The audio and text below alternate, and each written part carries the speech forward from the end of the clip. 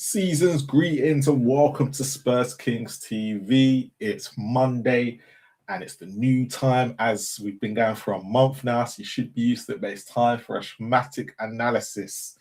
Ash, you well? Well, go on, people, man. What's going on, man? Yeah, man, I'm blessed. Merry Christmas and Happy New Year. All the rest of it, season greetings, all the rest. But yeah, man, I am okay. A little bit of back pain, but it's not a news, just age. You know how it goes, man. I'm a year ahead of you. I need the water bottle right now. Do you know what I'm saying? Just loosen up the spine and yeah. Speaking of age, let's bring out our guests who are showing their age. But first of all, let's bring out main man himself. He's becoming a regular. Oh, are you well? Yeah, I'm good. Age is wisdom. All good. Merry Christmas to everyone. Happy New Year. At least we'll be smiling instead of not talking about a defeat, talking about a win. But yeah, it's all good. We're smiling, talking about a win. Oof. We're smiling and we're talking about a win. Yeah. Doesn't matter how it happened. It happened. There's still issues. Oh, of course there is. Yeah. Yes. Of course. That's the win's a window. True. That's true. Yeah. True. Very true. And I'm hoping he's still there, but a big welcome. Been a while, been a minute. Tops, you there? You well? Can hear him. Yo, my guys. Can you hear me? Asleep? Yeah, we can hear you. Yeah. We can't see you. You can hear me? We can't see you, but we can hear you. I'm like a podcast. Hey, 1 second. Let me just come back. Let me come back in. For some reason, I can't hear you. Cool. No Just give me 1 second. We'll start while he's sorting out his tech issues. So, yeah, been a week since who was it we played last time? Liverpool, wasn't it? I'm still on Forest. That's where I'm at. I'm still on Forest. I'm not forgiving him for Forest as well now. Locked up in the Forest, boy. But look, we went to Palace yesterday. Wasn't pretty. It wasn't pretty, but considering everything that's going on, it's 3 points. What did you make of it? Guys, are we amongst friends right now? Yeah. We can speak honestly and openly. Are we allowed to do that? Can we have an honest conversation without judgment as well? Like, I respect everyone's opinion, by the way. He's building up. I respect everyone's opinion. Just spit it out, Ash. What I saw on Sunday was Sunday League football at best. I couldn't believe what I was watching in that first half, especially. Now, caveat my own point: a win is a win, and sometimes you just have to get the win. Like, don't worry about the performance, and hopefully the win can build confidence. That is as positive as I'm getting, guys. I'm sorry. That for me. Listen, I don't know what to say. Look, if that is the football that we have to look forward to, and this, if that's the worst, I hear it. But if I have to get used to that, bro, I don't know if I can carry on, bro. I'll be honest with you. That was a hard watch for me. It was a hard watch. It was a hard for me. I was like, Palace are missing, right? Their centre back, Richards, who's been playing with them all season. Like, they had a back three, Stella. He's not gone missing. He's one of their better players. That defender plays in the centre as well. So he actually steps into midfield at times to make a midfield free. Let me not get too technical. Anyway, he's missing. Munoz, I knew he was missing, of course. That right back to us, a new one at home. I remember that. Do you know what I'm saying? I remember when Munoz was up and down. And this season has been good. Like, he's been, I think, one of the better fullbacks this season, in my opinion. And he was missing. And we had my boy Klein in it from the ends, from the bits and bobs. Get me? Big up Nathaniel. But yeah, like, he's not it, guys. I'll be real. Like, I hope he doesn't mind me saying it. Like, he's past his best. Then, of course, Ishmael Sarr, who I liked from Watford days. I thought he was a good player. He's come over to Palace. And I think Glasner's getting the best out of him. I think he's playing them just behind Mateta as a second striker. He's at AFCON doing what? Do you know what I'm saying? Now, obviously, they had the 17-year-old, 18, the youngster. I can't remember how old he is. Vaney, yeah. Who I watched, and I didn't really rate him. Do you know what I'm saying? I was thinking, bro, how come they're starting this young guy? Let me see what it's about. When I watched him, I was like, oh, yeah, I don't think he's off the levels yet. Do you know what I mean? Anyway, I just thought they should be for the taking. Plus, they played on the. I know. People are going to say it doesn't matter how many games they played, but I just thought after the Arsenal game, going to penalties, they might be a little bit fatigued, a little bit tired.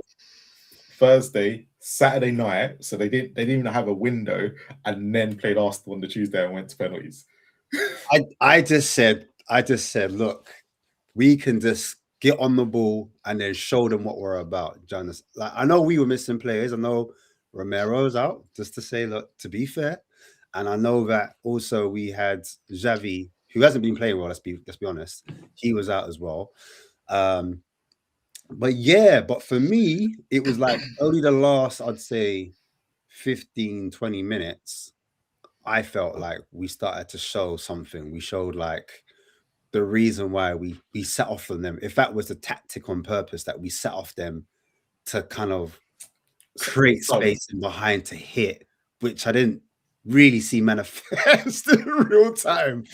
But like, yeah, Thornton Heath Mandem, Croydon's finest. Like, so to add to what you're saying, Frank did beat what's his name, Leicester twice last year with Brentford. That's what I heard as well. I was expecting, all right, then he's got the better of him. He knows what he's about. We've had 8 days rest as well. So maybe it's my fault. Look, you know what? Hold on, Oren. Tops, look, it's my fault. My expectation as a fan is way too high, clearly. My standards as a fan is way too high. I'm so used to us beating Palace. Obviously, they beat us the last couple of times on the Ange, but I'm the problem. Do you know what I mean? I'm coming up there with too much. It's a therapy session, man. So shame on me, innit? Shame. Look, I'm gonna put my hands up, guys. It's my fault. Do you know what I mean? I came in there thinking we were gonna run the show, yeah. But really, like, look, like I said, let me not go too mad. I'll let the others talk. 1-0. It is what it is. Win. Charles said as well. He did. Yeah. I Richard, but it's with Charleston today. He did his thing. Still. Like, I actually thought, Palace were missing players, like you say, Ash. 5 games without a win. Tired. That's prime foundations for beating Spurs. Prime. The Dr. Spurs comes in. You expect Spurs to annihilate them and Palace. And the truth is, watching the match, Selhurst Park, Palace wave after wave of attack. And I think what everyone saw was that, Spurs decided, right, we can't play. You got to give credit to Palace as well for doing what they were doing, and pinning Spurs back and pressing and doing all that. But at the same time, I think what helped Spurs out was the defense. And like, Danzo was immense. He's a bit iffy at the start, but he was immense. And Spurs were just resilient, which again, it's so bizarre, because you would think that it shows once again that when the players need to be resilient, they can be, and not be chaotic and all over the place, which is kind of like, so when I was expecting Palace to win, I was saying, right, Selhurst Park, Palace will push, they will. And in truth, Palace had some great chances. If they had scored them, we would be completely different scenario right now. Archie Gray getting the goal, Richarlison being offside. Well, the second time was his fault. But then again, it showed what Spurs can do when they move the ball quick. And I do think that, it was a match that a lot of fans were thinking, we expect a loss, but Spurs won, and they won ugly. And sometimes that's what the team needs to do. Like, over the years, Spurs fans have said, when we go to a place like Crystal Palace and it's a dogfight and dirty and gritty, Spurs lose by a goal or set piece. Spurs won. No, it wasn't a good performance. I'm not saying that by any means, but no. Sometimes winning that way is a lot better than winning, because it gets the fans hyped up. If we blow them off the park, we'll be like, yeah, we're back, and then it's like, nah. So Spurs showed resilience, and the team showed resilience, and it all worked out. Tops, bring you in on it as well. How were you feeling about Palace yesterday and what your feelings towards the whole scenario of what are you expecting as well? Firstly, thanks for having me on, Marlon. And Of course. I appreciate you guys. Sorry about the technical issues. So I went yesterday. And did you ask for your money back? no, man, I don't know. It's the way you said it. You're like, I went. I didn't know what to expect. To be honest with you, I really didn't. I remember watching the game midweek, Arsenal against Palace in the cup, and thinking, okay, they've taken them to extra time and penalties, and we've had 8 days to get ready for this game, but we will be missing some players. We're missing Romero. We're missing Xavi. And honestly, I just expected us to go at it, just to go for it. Weirdly, despite all the ups and downs, the nature of the season, we've been okay away from home. Like outside of like the game at Arsenal, we've actually been okay at home. We seem to play with a little bit more freedom than we have done at home. So, in truth, I was expecting us at minimum to get a draw.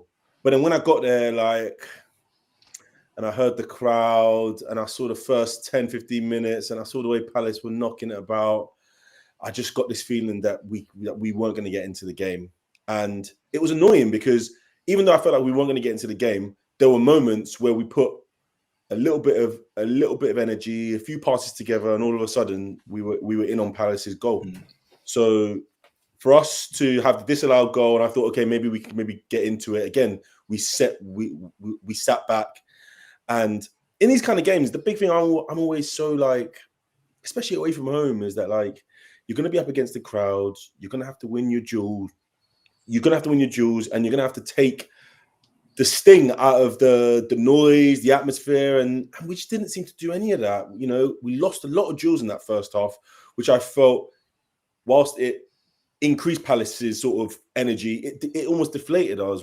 We couldn't really put 4 or 5 passes together, which was really, really like frustrating without suddenly hitting it long. And then when we were getting into good opportunities, like we were just making like just the wrong decisions, you know. So in all, like away from home in this Christmas period with players missing on both sides, I'm going to take the win and sprint back to North London. It wasn't fun. It wasn't nice, but it was a good day's honest work. And that's all we can take from it during this Christmas period, really. So I have my own qualms about the team, about the manager, but with this busy period and us really being in a bit of a rut, I'm just going to take it, man. So my question to everybody is, considering how the game went, do you think Thomas Frank actually managed the game quite well in the end when you look at it as a big, like a whole perspective, considering that's been the biggest problem we've had with him over the last month or so, where he hasn't managed games well? And what I mean by that is, so when you look at how, and the reason why I brought up the Brentford last year, what he's seen is that when you allow Palace the ball, or Glasner teams the ball, and you break on them and you sit back, you are more likely to beat Palace or Glasner, full stop, than you are if you have the ball. Because Glasner likes to play less with the ball. He likes to play the counter-attacking football. So, but when we look at the whole game yesterday, the way we finished, because I think a lot of people as well were talking about how great Odegaard was when he came on, the substitutions as well, bringing on Paulinho on the 60th minute when Palace was starting, he broke up all that momentum. Was this the first time we actually saw Thomas Frank do what Thomas Frank does best, Garnash? It's a good question. I feel like the question is kind of leading because, of course, but you can kind of. I'm still not there. Do you understand? But this is why I'm asking the question. I'm still struggling because you know what it is. If in this game in isolation, you take that type of win, and you'd also look at it like, cool, we didn't concede the goal. We did concede a lot of territory, but we didn't concede like mad chances, if that makes sense, like gilt-edged chances, big chances. No, for me, Devaney was the only one that really had the chance, and he messed it up. Exactly. So that's my point. So taking emotions out of it, taking out previous games, because I think this is why I asked the question. Energy coming from like the Nottingham Forest game, as you said earlier, Liverpool, and the rest of it. Like, you've got a point. You've got a point where, yeah, you know, he did manage the game because he said, "Look, you don't really have possession. Let's see what you do with possession. Try and break us down. So let's see what you can do." Do you know what I mean? But the problem is, in my head, I'm always thinking one step ahead, rather than living in the moment. Yeah, you know what I mean, when I was watching the game in the moment, I wasn't really enjoying it. So, do you know what I mean? But I think overall, it's just because I expected us to win. By the way, I know the others didn't, and a lot of people in the fan base didn't think we'll win. I was one of them. I'll be honest. Yeah, I thought we would win. I don't know why. I was optimistic about that game, but yeah, do you know what? Like we at one point I thought we weren't going to win the game, and then we obviously. When we did concede that when they conceded that first chance to us, which was offside, I was like, whoa, what's going on here? Like, we haven't been playing well all game, and then all of a sudden it's in the back of their net with our first attack, really. Just on the play. And the offside was marginal, in my opinion. It was very marginal. It's really weird because it's weird you say that because even though Bergvall was the one who was caught offside, I think if they would have played it on, I think Richarlison was just offside as well. Because me and Sim watched it back yesterday, and we thought it was Richarlison at first, not Bergvall. Yeah. So I reckon either way, one of them would have got done for it. I don't know because it's the angle they showed. So that the angle they showed, it looked like it was Richarlison. But sometimes when they show a different view, this is why it can be. Do you know what I'm saying? Onside. So true. I'm still questionable about the whole Richarlison, but the Bergvall one looked offside to me just. But anyway, the point being is that out of nothing against the runner play, we were able to put it in the back of the net, which made me think. And again, I started overthinking. I think I'm doing that a lot as I get older.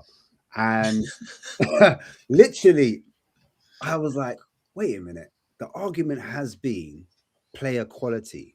We have the better players. Do you know what I'm saying? We have the better. Sorry, the argument was that we don't have the better players. We don't have the better squad. We don't have the quality.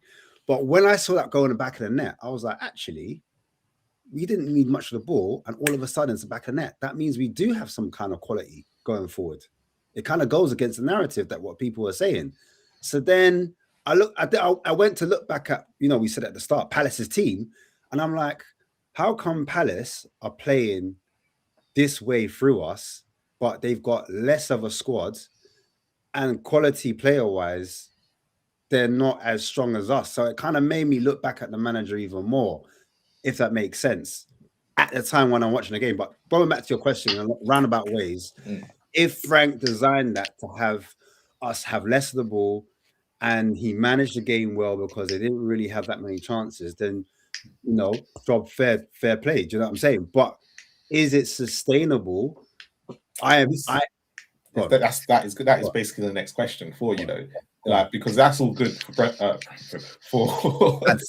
Palace, but when he comes up against Brentford on Thursday, isn't it? Yeah. He won't be able to play the same way. We clearly saw that in the league. This is what I was thinking. Like, do you think we go back to the more possession-dominated kind of style of football against Brentford, or do we keep the same counter-attacking? Because for me, this is where the issues come in, right? We're changing the style of our play and our tactics game by game. And I'm like, how do you get continuity? How do you get familiarity amongst the players when every so often you're doing a walkthrough and you're saying, okay, what I need you to do in this game is X, Y, and Z. Okay, they're going to do this, they're going to do that.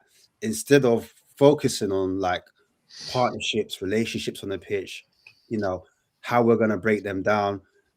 Like, I don't feel like, even though we had a whole 8 days, it didn't feel like that much kind of went into it, if that makes sense, because there wasn't so much that produced on the pitch to let me know, this is what we were working on. Do you get it? So yeah, that's my long-winded answer, bro. I don't know if that answered it at all. So I want to ask Tops the question because I've got a separate question for Oren on that scenario. So because this is more management, because I know you two are more with the manager not against the manager, but more have questions against the manager, where I know Oren doesn't, and there's a separate question for Oren afterwards. But I want to ask you exactly the same question, because you were there yesterday, so you saw it play out. It's a difficult one to say because, like, I felt like there has been games where he has been able to change it. Like I remember again away from home earlier on in the season against Brighton, I felt like he did make changes that managed True. to go kind of in a way that Yeah. I felt positive. And I felt like, yes, okay, we had Odegaard come on, we had Palhinha come on to ice the game, and then we had some obviously. I mean, you could tell by the time these players came on, you know, Gray was probably a little bit tired, Kudus was probably a little bit tired. So to be able to stretch the game and get players like Johnson and Odegaard and Palhinha, I think in the moment it works. I think it works. Yeah. One of my biggest issues, and I think it kind of leans to kind of what Ash was saying, is that it doesn't look like we have a specific way of playing. And I think sometimes if you don't look like you have a way of playing against a team that does look like they know what to do and how to play, it can be quite such a stark contrast. And I think at times that's what it felt like. You could see Palace were pressing in moments, they were building from the wing, they were trying to use the wing backs as quickly as possible, they were trying to get the ball early to Mateta. But in truth, I felt that everything that we basically gave them in like response was enough. I felt like Owen said, I felt Danso managed Mateta fine. I felt Devaney when he was in the central zones, and then obviously when he went on to like the right, I felt Spence managed that fine.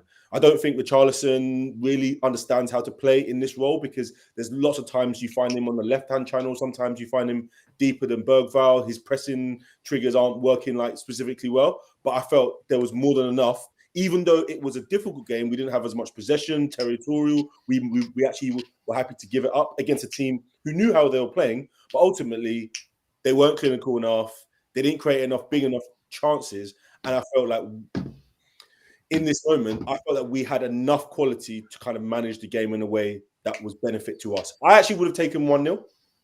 I would have gone there, taken 1-0 and won home. And I felt actually in the end, in the scheme of things, we're talking marginal moments of yards. Yeah. The game could have been 4-0. The game could have been 4-0. You know, so I feel in a season where it's been very frustrating from the manager's perspective, I'm not gonna. That's when I look at that game yesterday, man. That's a Frank game to a T. That's how he wants to play. And he has to understand, as the Spurs manager, that there's going to be moments when you have to play that way, but you can't play that way all the time. I can eat that. Because we had a game 8 days ago. We got a game in 3 days. Fine. But you have to be able to understand that the fans won't eat that as well. Because in moments like you're playing against a team like Palace, you're playing against a team, in my opinion, that's probably similar, like against Brentford. You're the team that needs to be taking the onus. You're the team that needs to be taking the possession and creating the best chances with arguably superior players. And a game like that away from home, fine. That's you to a T. If you don't do that properly, I'm also looking at you funny. But then it's the games where we're at home, where we're the superior opposition, where we have the lion's share of the possession, that we don't create, we don't make the right choices in terms of selection, we don't make the right choices in terms of substitutions. That's when I'm looking at you, I'm asking more questions. Okay, do you really understand what team it is? Do you know what you're supposed to be doing in this situation? So, Oren, my question's slightly different for you. Is obviously you've been a lot on the players. Okay, so yesterday, does it prove that the players do have the quality to what Frank is getting out of them, or are you still in the same? It was just a one-off. No, I always maintain that the players are the ones who are responsible, and it's easy. I think it's easy enough to say that Frank wants them to be defensive, but then again, it's like these players also, when Angie, was in charge and he wanted to attack, they would sit back and drop deep and defend, and it would fall into that old ways that would be considered to be a Nuno or a Conte. So I think when it came yesterday, I think it suited the likes of when Spurs won 1-0 up. I think it suited some of the players because they were right. We don't have to attack. I think it's kind of like I still believe that the likes of Bentancur, he sets the platform whether a team attacks or not. And for Bentancur, that type of game was great because they didn't have to push. So I think that Frank has come to realize that, yes, when Spurs go, it's like every team with confidence that certain players will drop deep or they will become safe instead of going for it. And I don't really think that Frank would be saying, right, once you score a goal, I want you to sit back and just defend, because a 1-0 lead is still vulnerable. It's not like something that can be held on to. And Crystal Palace did have plenty of opportunities to make it 1-1. They weren't clear cut, but they still have the opportunity. So I think it's the players. Yeah, the players. That's what I'm saying, though. It's like players showing they have resilience, but then they'll play against Brentford and show something else. And I just think that no matter what tactics Frank set out, he has come to realize, and I think it's as well, that if 3 of those players aren't up for it, that's it. There's nothing you can do. They cross the pitch, something, they make a couple of bad passes, and that's their whole game. They don't. I'm convinced that Spurs don't have enough players with strong mentalities that can get over making a mistake. And that's what makes Archie Gray a player that I admire, because he got booked. He could have just shelled up, but he was in the right place at the right time. And I think that, like I said, once Spurs have just too many players who, like Colin Milani, he can pass or can make any touches. He was trying, and decision making. And I just think that, yeah, like I said before, I've seen a pattern of this being a Spurs fan since even towards the end of Poch, when the teams were scared. So it'd be like, right, we'll score, and then we'll just sit back and defend and hope that we can get the results. And then the frustration is, no, Spurs in the attack, they concede a goal, and then the last minute goal, and we're all sitting here. So I think, yeah, it's a players thing. Of course, Frank will always get the blame for it. We're going to jump to the manager and saying, but yeah, that game convinced me that, yes, the players can show that if they link up with each other, they can create problems. And if they stand with each other and defend, they can win an ugly game. It's not always the manager's fault. That's why I come and ask you the question of Alfonso. Yeah. Welcome to the show. So I asked the question to Tops and Ash, and I also asked this separate question to Oren. But just on Frank, do you think he managed the game well yesterday, considering that's been our biggest problem over the last couple of weeks? Or do you think the players are Frank was able to get more out of the players because of the way he played yesterday? Sometimes it's so hard to tell with his team. It's so hard to give a definitive response with that. Sometimes it feels like it's the players, sometimes it's manager, it's Frank. It's so hard to tell. And the worst thing is, at this point, that question is making me look at it from a different point of view. But at this point, with every game I'm watching, it's like, I just want the result. However that comes, I just want the result. So sometimes I'm even unable to look at it with like an analytical eye as much as I want to, because it's got to a point now, and this is like a hangover from Ange as well, where it's like, please just get a result, and please just make a run of it. So like even the game itself, and like you mentioned, that it was a good thing to kind of overcome what we needed from him, like what he's not showing from us.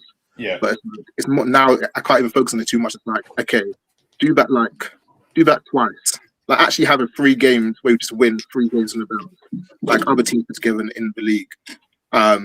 That's my response to that. Okay, so I want to ask a question to all of you, because obviously I want to talk about the match winner yesterday, and that is Archie Gray. Okay, I have my issues with him. Okay, that's me, right? And he is what it is. But Oren just said something earlier, and I do agree. Fuck. His mentality is he hasn't shied away from his mistake against Nottingham Forest, and he's actually tried to come from, not to say he's played well, but he's not shied away from it, which at 19, and I do consider his age, most players could shy away from a situation like that. But I'm going to start with you, Ash, first. Mm-hmm. Frank has started to trust Archie Gray over the last few weeks. Not to say it's been promising, because we haven't won any of those games, but we won yesterday and he scored. Mm-hmm. Where are you on the Archie Gray so far? Do you think he's overhyped by us Spurs fans? Or do you think he will start to show his potential as this season will go on? Yeah, Archie Gray. I just always felt like he needs time to develop, and we're seeing it basically in front of our own eyes. And I just feel like a club at Tottenham, you can't go missing in the midfield. Now, is that down to Quick instruction, question on that. Are you or is are it you down to his leading? Are you leading because if we looked at our midfield yesterday, all of them, and that includes Bentancur, Bergval slightly, and Gray, they did go missing. But this is my question. Is it down to the instruction of the manager Yeah. saying there's a high percentage of you losing the ball if you carry the ball or if you pass the ball in central areas? Therefore, I need you to pass it through the centre backs. I need you to pass it into the fullbacks, and then the fullbacks pass it into the wingers. Does that make sense? So essentially, we're playing down the sides rather than playing through the middle. We've seen it with Man City. We've seen it under Ange last season. They like to pack the midfield. They like to have fullbacks inverting. Why? Because they want to have that numerical advantage centrally. And I feel like we bypass our midfield a lot of the times, in my opinion.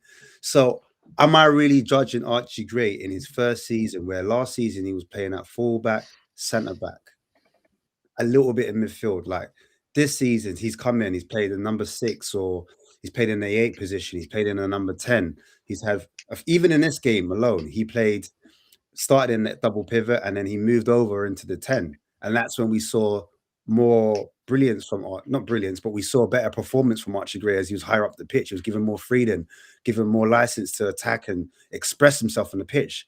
And I was reading a quote, and it was from his dad, and his dad was like, all I ask is for you is just to get on the ball, just get on the ball, get involved in the pitch. Do you understand? So I don't know if the coaches are saying to him, well, we need you to do, and what he's actually capable of are two different things. That's where I sit with Archie Gray. I still would have liked to see him on a team like maybe a Bournemouth or Brentford, a Sunderland, a Brighton, just so that pressure isn't there on him. Do you know what I'm saying? And he's just got a run of games with his less expectation. But then also, I think, because I think it's two separate conversations. I think on the ball versus off the ball, Archie Gray is two different players, because off the ball, there's issues, in my opinion. So, like, you could judge him separately as a defensive outfit. Do you know what I mean? And that's what I meant by missing. Is he a player that he can win that ball back? And I think, listen, in transition or recovering the ball is not too bad. Like, in terms of like, in the flanks, in the wider areas, when he needs to recover the ball, sometimes he's not too bad. But centrally, sometimes I think he's bypassed a little bit too easily. And there's that positioning. Is that knowing where to be in that pitch? Is that instinctive? Or does it have to be learned? Is it the player next to him that needs to teach him and coach him in? There's so many mitigating factors. There's so many little nuances that I'm not really taking into account into Archie Gray's character. Can the boy pass the ball? Yes. Do I see that demonstrated in this Spurs setup? Not really. Do you know what I'm saying? Is that down to the manager? I don't know. So I don't know if the manager's saying, I want you to risk the ball. I want you to risk the ball. I want you to switch the ball from, if we're overloaded on one side and we pull the team to one side, then I need you to switch the ball to the opposite flank to open up. Do you know what I'm saying? So I don't know if he's getting that instruction or if he's got that in his locker. Do you know what I'm saying? Or can he slow the game down? Can he dictate tempo? I haven't seen that. So, and that's what a lot of Spurs fans are screaming for. Players that can progress the ball out from the back. A Stiller, do you know what I'm saying? Adam Wharton. But who's to say those players come into our system and they're able to do that? Because the question for you, Ash, on that, because I remember you looked at Adam Wharton, not we. I'm gonna say you, give you the props where you deserve them. We looked at Adam Wharton when he was at Blackburn. So he was 19 then as well. Yeah. So obviously we saw the Archie Gray yesterday, and the player we potentially want Archie Gray to be by the time in 2 years' time when he reaches 21. I'll be honest with you, 19-year-old Wharton looks better than the 21-year-old or 22-year-old Wharton that we're looking at Alice. And the reason why I say that is because when he was at Blackburn, he was ball carrying a lot more. and he was shooting and scoring goals. But obviously the level's different. Do you know what I'm saying? I don't think he's not as big as a goal threat at Palace at the moment. I think that's something that he needs to work on if he wants to become into that next level. And some people argue and say, no, he's not that type of player.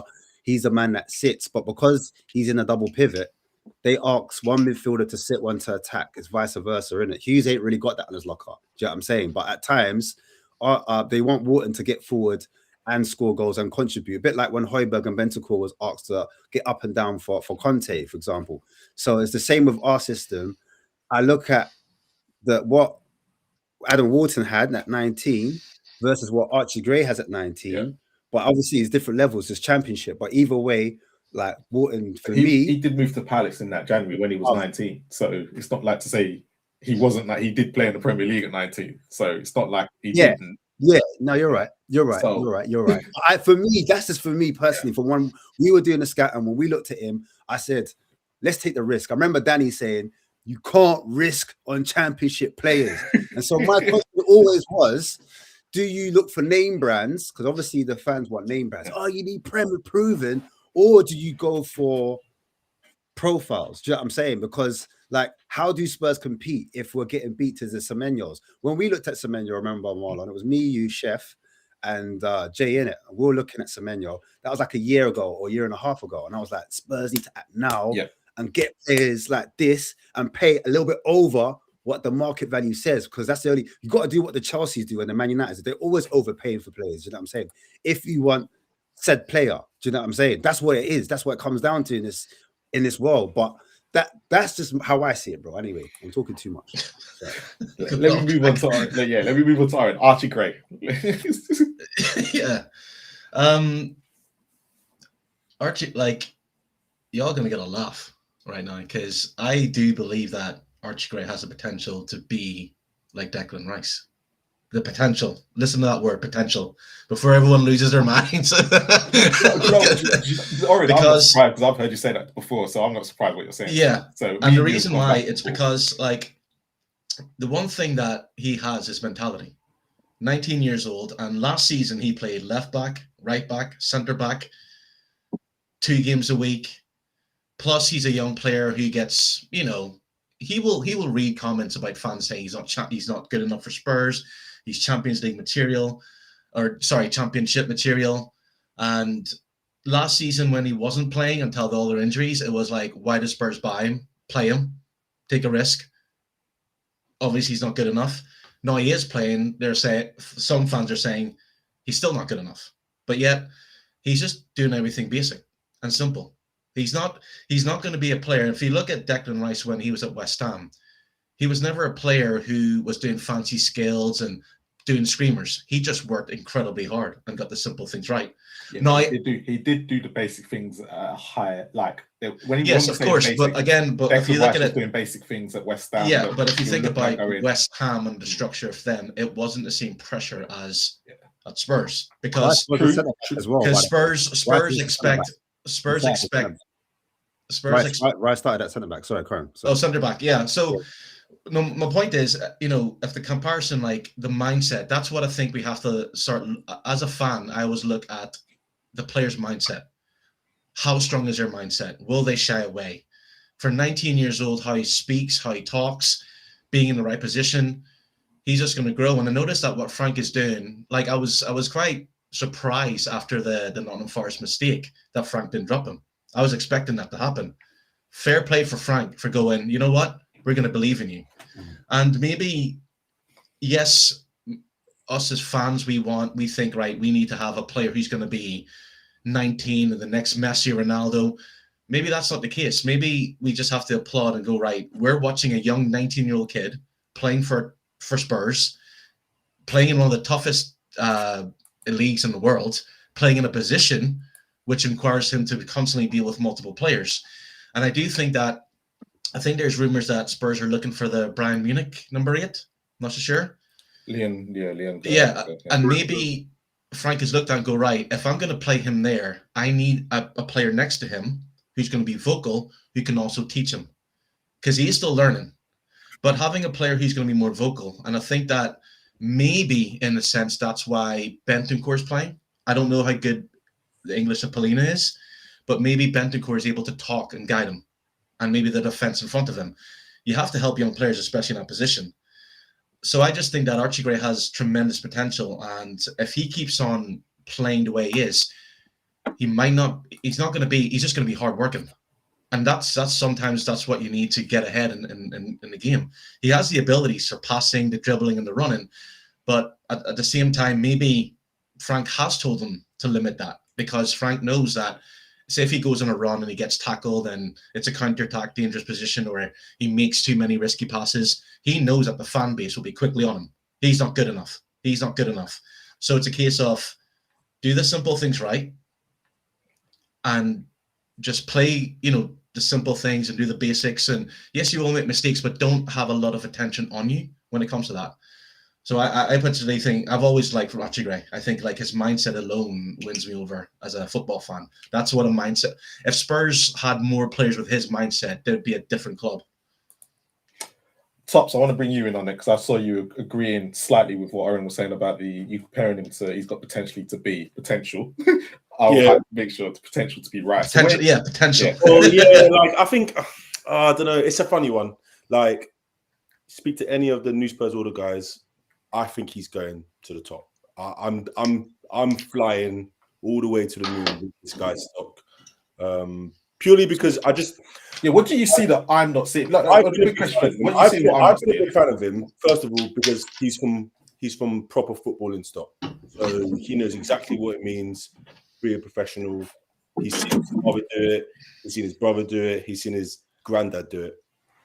This is a guy that's at this age has gone for this amount of money, but still in a team where he hasn't ever played at this level, was able to play 45, 46 games, largely in a position that wasn't his natural position. I also believe that I don't think he was fairly judged because he was largely one of the main centre-backs in a team that didn't defend particularly well last season. And I felt that stigma has kind of not left him. I also kind of feel that it's difficult to compare him to players like Rice. Rice, for West Ham, played 200 games before he moved to Arsenal. And Archie Gray has only played 45 games last season and played 14 games this season, whilst only being 19. Rice was 20. He was 24 by the time that he left for Arsenal. He's 26 now. So he had obviously played 4 or 5 more times the amount of games that Rice had, that Gray had played before he even got that massive move to Arsenal. I kind of feel like there is clearly a player there.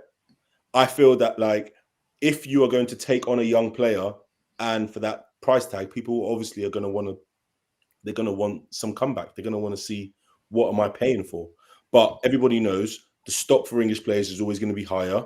We know that people largely are paying for potential, and you can't really judge that potential on a player who hasn't even played 100 Premier League games yet. I think it's so harsh to sit here and say, okay, we have to expect X, Y, Z player who really hasn't played that many games. I remember listening to a podcast from what's the lad that plays for West Ham that was in the car accident, Antonio, and he said back in the day, nobody really accepted you as a pro. You hadn't even played 150 games. You were just a number in the mix because you hadn't seen enough, you hadn't learned enough, you hadn't experienced enough for you to really be accepted as a player who was really at this level. And I feel like someone like Gray is getting a bit of a stigma because 1, he's young, 2, he's expensive, and 3, he's being thrust into a team that just isn't. Why would Frank trust him then if he hasn't played 150 games? Because if you look at what we have, I'm not going to lie to you, man. Bentancur is a coward. I don't like it. Yep. I can't sit here and protect guys who are internationals, who are experienced pros, played at all different levels, but don't want to come and collect the ball from the centre backs and will rather let the 2 19-year-olds do it. I don't have any issue with Palhinha, but I just think these players are too limited in what we require them to do. And actually, once you put in someone like Gray alongside either of those two, you obviously have a different bit of a dynamic. You have someone who runs, you have someone who runs beyond the ball, you have someone who is happy to actually receive the ball. And again, if you're young, you will make mistakes. Like people are sitting here like some of the best midfielders who are young players didn't make mistakes. Wharton, he's 21 now. He barely played when he first came. He barely played. And then he was marred with injuries pretty much half of last season.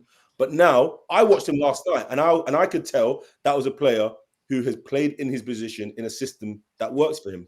Every single pass that came to Wharton yesterday was forward. Every time that he received the ball, he was able to use his peripheries quickly. And it almost looks like, at times, he was playing at like a speed just a little bit quicker than Gray, to which Gray even got his yellow card, trying to foul Wharton from stopping him. So I kind of feel that like people need to give just a little bit of grace. I'm not saying that this is the finished article. I'm not saying that he is the player that's going to take us to the next level. But I actually think currently with what we kind of have, we have a weird mix of profiles in midfielder.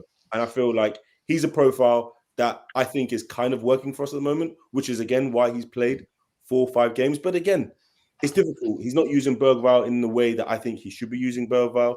He doesn't have Sarr, which I think is a big miss for us at the moment. I feel like Palhinha is kind of a player that really, the way he was used yesterday or in big games, is how he really should be used as just an ISR, as a player to kind of stodge the game up and make it difficult for teams to break down. So then, what you really left? What is Gray's position? That's what I want to know. That was the exact same question. At Leeds, he was a 6. He was a 6, and then he played at right back a lot. Marlon disagrees with that. He says he was a 6. I think at Leeds he was a right back at Leeds. He was a 6. Majority of his games at Leeds were right back. Most of the time, towards the end of when they got promoted, he was basically used as a right back. They stopped.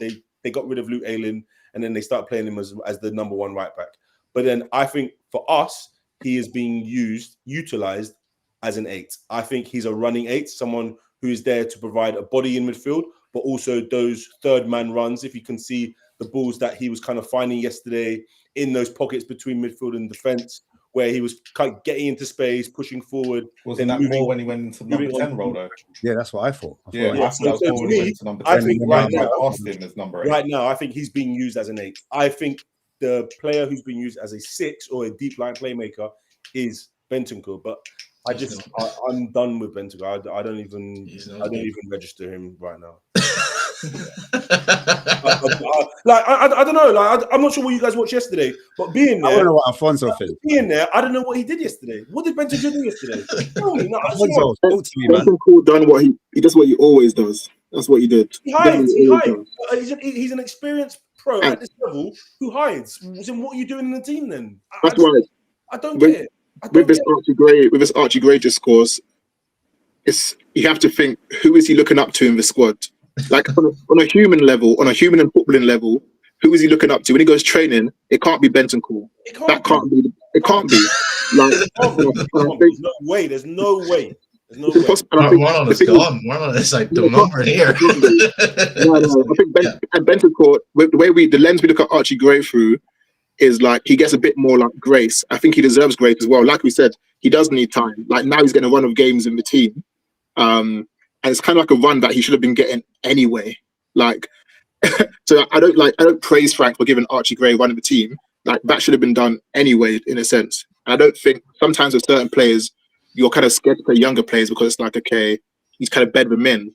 But the fact is with Archie Gray, even if you think that one of the other CMs are better than him, there's not much of a gap between them to say, actually, he doesn't deserve a chance. It's worth playing someone like him who has potential to go on and like elevate and improve his game and make mistakes rather than people like Bentancur and others who we know we're going to get already. Alfonso, can I ask, what do you think is his, like, I wouldn't say his special powers, but what does he excel at in your opinion? Or what would you reckon he will, for example, like Rice, he's obviously he's an engine, but he's got good technique. And Rice reads the game very well, which Gray doesn't have. I don't think there's a big difference between each. But Rice was reading the game at 19. I don't think Gray it's played enough for you to be able to. I really don't at this level in midfield. I don't think you've seen enough games of him in midfield to be able to really say this is what his skill is at this level. But you've seen enough of him defensively to know that he does not think like a defensive player. I've seen. Well, I mean, at his age, that's expected though. I know we keep mentioning Rice, but again, Look, No, what the reason, Rice but when he like, was sorry at that West Ham. mentioned Rice, but when I He saw yeah. Rice at 19, Like, look Rice what was able Rice- to read the game. That's Look the what Rice difference. was when he started at West Ham. He was a centre back. He was a very good centre back. And Yes, he was. arguably, when you look at Gray, he didn't do badly at centre back. He was able to read the game, and everybody always knows if you play at a high level, if you play centre back and you move into midfield, you understand the game a bit better because you can see things like spacing, you can see things like distances, you understand how to sort of look at players when you're defending, and then as you become a midfielder, that stuff just becomes innate. So And it's no surprise to me that Rice is so good at reading the play, at breaking things up, at being very good at the defensive stuff because he played there for such a long time. So you're saying Benton caused the problem? He's the issue. No. Rice. No, wait, hold on. This is not a problem, Rice, though. I don't Rice understand. went off. Rice was learning off Mark Noble, right? Mark Noble, Right. not the most gifted, not the most technical player, but again, he's a hard-working midfield, honest midfielder, likes to get a bit dirty. Do you know what I'm saying? Who would be the equivalent for that at Spurs? Who should he be learning off, if not Bentancur? Should he We be don't have learning a off? player. We don't have a player like that, in my opinion. That's the issue. It should be Bentancur. He should. Bentancur. It's not going to. He should be him. He's Uruguay, Juventus. Like he's played at a high level for a long time. So it should be Bentancur. And even though we'll say about Mark Noble that he wasn't the most whatever pleasing to look at, but I guarantee you, Rice learned a lot from him. Things Noble couldn't do, he probably understood it and probably shared that knowledge with Rice to help elevate him. And I'm sure Noble was like invaluable to Rice. Gray does not have anyone of the team to help support him like that at all. And so, in your opinion, that's the reason why we're not seeing the best of Gray. But if he's partnered with an excellent midfielder that has experience, I think he'll you say still Adam elevate. Wharton. It's not so. Is Adam Wharton then? Because we're linked with Adam Wharton, whether you believe it or not. Yeah, but like, if you believe the rumors, we're linked with a player called Adam Wharton. Yeah. Is that the wrong profile then? No. It's in my opinion, it is the perfect profile. Yeah. It is the perfect profile because again, if you look at Wharton isn't necessarily required to do that much defensive work. He puts his foot in, but his game is a deep line playmaker. So when he gets the ball, he's initially trying to get the ball into the final third, whether it's the 10 or whether it's the wingers. You have someone like Will Hughes next to him or Jefferson Lerma, who's currently playing at centre back. Right. Yeah. These are guys who are crashers. They don't mind getting they don't mind getting their foot stuck in. They don't mind trying to get on the ball, agitating a little bit. But when they can get forward, they can get forward. In my opinion, that almost is the perfect. It's almost the perfect shift weight. You have someone like Wharton who's happy to receive the ball in those deeper areas to be able to make those passes into the final third. But then you have someone like Gray who can also make those passes, but largely he's doing running. He's running up and down. Where's the balance then in defensive solidity? Wouldn't we be slightly open if we have both Gray and Adam Wharton? Wouldn't that Who do you think's the defensive midfielder that Palace have? That they play regularly. Well, Hughes is the bruiser, like you said. That's what gives him the balance. That allows And Wharton. then you have a situation then where maybe you could play, if you have Palhinha, you have a situation where maybe Palhinha plays next to Wharton, or you have a situation where you said you would extend Palhinha's contract. Yeah, I wouldn't. Again, like this, my issue is way bigger because I have issues with the way that this squad has been developed. The squad planning. So the question would be though, if we were to sign Adam Wharton, where does Archie Gray then fit into all This this? is what I was trying to get at. Personally, circles. the way I see it, and I'm so happy that you guys said this as well. The way I see world football is in ball retention. I don't know, man. Like people talk to me and say, "Oh, what about a traditional six?" How many of the top world footballing teams on the ball have a defensive six? PSG don't. Liverpool do not. Chelsea arguably have the best or the second best like winner in the world. Arsenal now do, but all the top teams in the world don't necessarily have this defensive six. Barcelona don't. Real Madrid don't really. I would agree with you, but I just don't think Frank, in retaining the ball and actually keeping. I don't think Frank has the same ideologies as you have because I agree. Transitioning the ball centrally, and I feel like we avoid the center like the plague. We bypass the midfield Because there's a reason for that, though. Because there's no one in the midfield who offers themselves, or Spurs don't have a player who can break the lines, and that's the thing with like. My thing with Bentancur is, if I was to ask you guys how many times in a game is Bentancur fouled, could you answer that question? When have you ever seen Bentancur get fouled? Gets brought down for dribbling past a player or knocking the ball past a player or anything. He doesn't. He doesn't get fouled when he's on the ball. That just tells you everything. Either he doesn't have the ball, or when he does have it, he doesn't do anything threatening with it. He wouldn't be the only one, though. Pardon? He wouldn't be the only one. It's the whole midfield. Hardly any of our midfielders are fouled. Yes, but that's the thing. It's like what we're saying is he's playing next to a 19-year-old, and he's playing next to, even when Xavi was playing, he gets fouled all the time. He was 22. You know what I mean? What Topman Alfonso was saying was that, now what I expect from Bentancur is that he's meant to be the experienced Uruguayan international who shies away from games. And it just seems to me like he just is content with running around and doing what he has to do, but never enough, never more. So when he gets the ball, he should be the one demanding the ball straight away. I'm experienced, give me the ball. But even when he does get the ball, it's like, what is he going to do with it?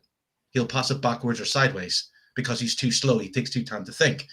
Now, I have given him the benefit of the doubt where it's like, right, he doesn't have runners ahead of him. But even when he does, that moment, what you want, like Bergville didn't have the best games yesterday, but everything that was good with Spurs started with Bergville, because instead of hold on the ball, he would do a quick flick. He was trying to do that because he picks up the game. You don't see Bentancur do that. And Polina doesn't do that. So you're like, kind of right. You know, you're taking Polina's place, but what is he actually doing that's different? But again, some of the fans are saying, oh, Bentancur was our second best player yesterday. I'm like, but what did he do? And I do think the kind of lightness for Bentancur is kind of pity because he got injured.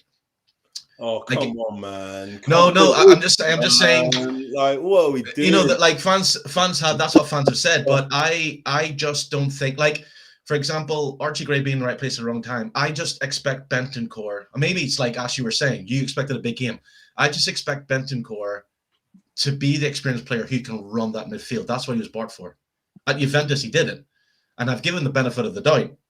I think that Bentancur's style of play now, even more after his injury, is best suited to the Italian leagues and slower leagues, where he has more time in the ball, where he's not going to get press. But you're all asking this question, and look, my question would be to you and everyone: if that's the way you guys wanted to play, but he's playing a complete separate way to what you're asking, why is he playing every week? Why is Frank picking him? Because, like I said, when it comes to him versus Polina, I think with the run of games Polina played, there's more risk of him getting injured, and he's older, whereas Bentancur is just there to do what he needs to do. Yeah, but he's not even rotating. I get what you're saying, but he's not even rotating. He is literally every moment that Thomas Frank has had a choice to pick Bentancur or Polina. When everyone was saying they don't work in midfield, they don't that.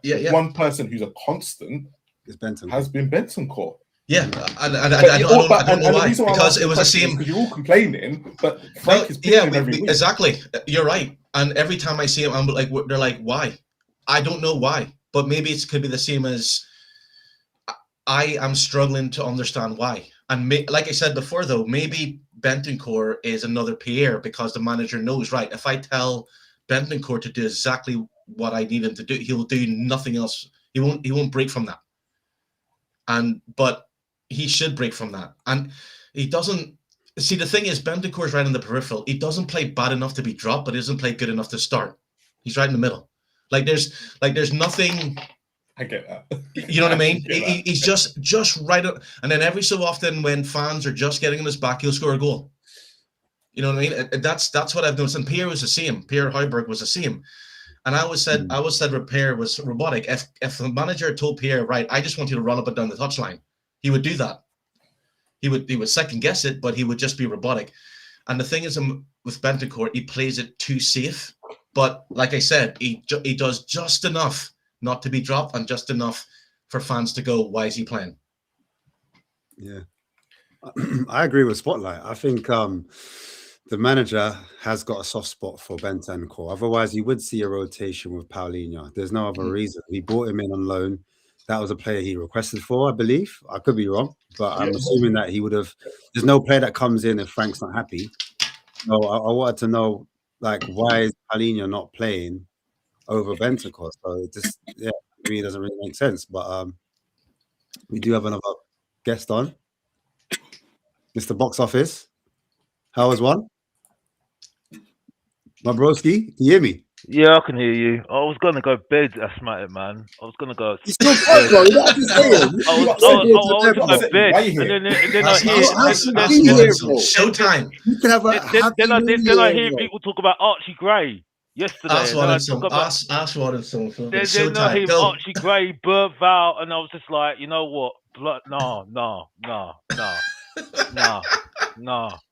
we're not doing this. Because again, revisionism, man, revisionism. All I need to say is Bentaleb. All I need to say is Bentaleb, yeah? Bentaleb, the half a player that was more the player that Archie Gray is, yeah? But and why? we sold him. But why? And we sold him. But why? But Why was Bentancur more? What did he do that was different to Archie Gray? What, don't get me. Don't worry. I'm going to get you started. I am going to get because I can stay on. I can stay on. What did Bentaleb do? Don't worry about Bentancur. I'm going to get to Bentancur. No, not Bentancur. Bentaleb. You said Bentaleb. A player that played what? Bentaleb's done more. Bentaleb's done more than Archie Gray has done in his whole lifetime. Players. They're two different players. No. So Bentaleb was No, they're better. No, sorry. No, I'm not doing this. We're not doing this. What did Bentaleb do? What did he do? Bentaleb was a better player. No, we're not doing this. We are not doing this. We are doing it. What did he do? You Bentaleb, can't just say, if I was to come on and say this player is better than another player, what did he do? What did Bentaleb do that was so different? That Archie Gray gets, and Archie Gray's done absolutely nothing. What did Bentaleb do? Bentaleb did more than what he's doing. Who here remember Bentaleb before he said it?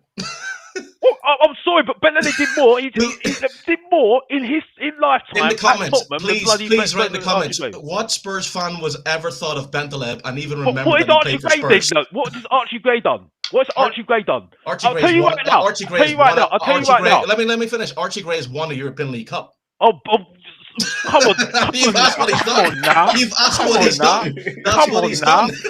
Come on now. What are we doing Spurs, here? if you go up to fans and ask them about Bentaleb, they would have a couple of minutes to think, oh yeah, he played for us. Bentaleb is in the same stratosphere as Jamie O'Hara.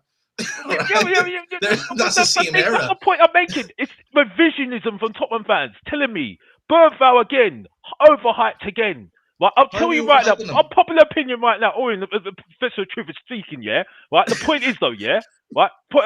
Popular opinion, yeah. I'm selling Archie Gray. I'm selling him. I'm done with this now.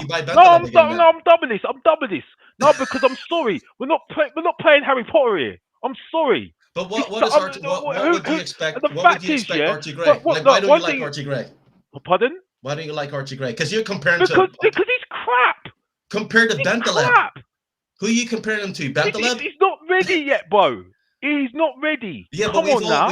no one is saying he is. Everyone on this panel said he's not ready yet. He's 19. In wishful thinking that this guy is going to do something right now. Yeah, but you think Bentaleb would? What has Bentaleb done? Bentaleb's done more than what he was doing. But Archie Gray's doing. Alex, before you go on a rant, no one on the panel actually said Archie Gray is doing anything now. They said he just needs game time now. We have time for game time. I know. I don't like Archie Gray, so I'm not going to sit there and. But my argument is before Orion tried to made himself have his 5 minutes of fame. The point is though, yeah, right?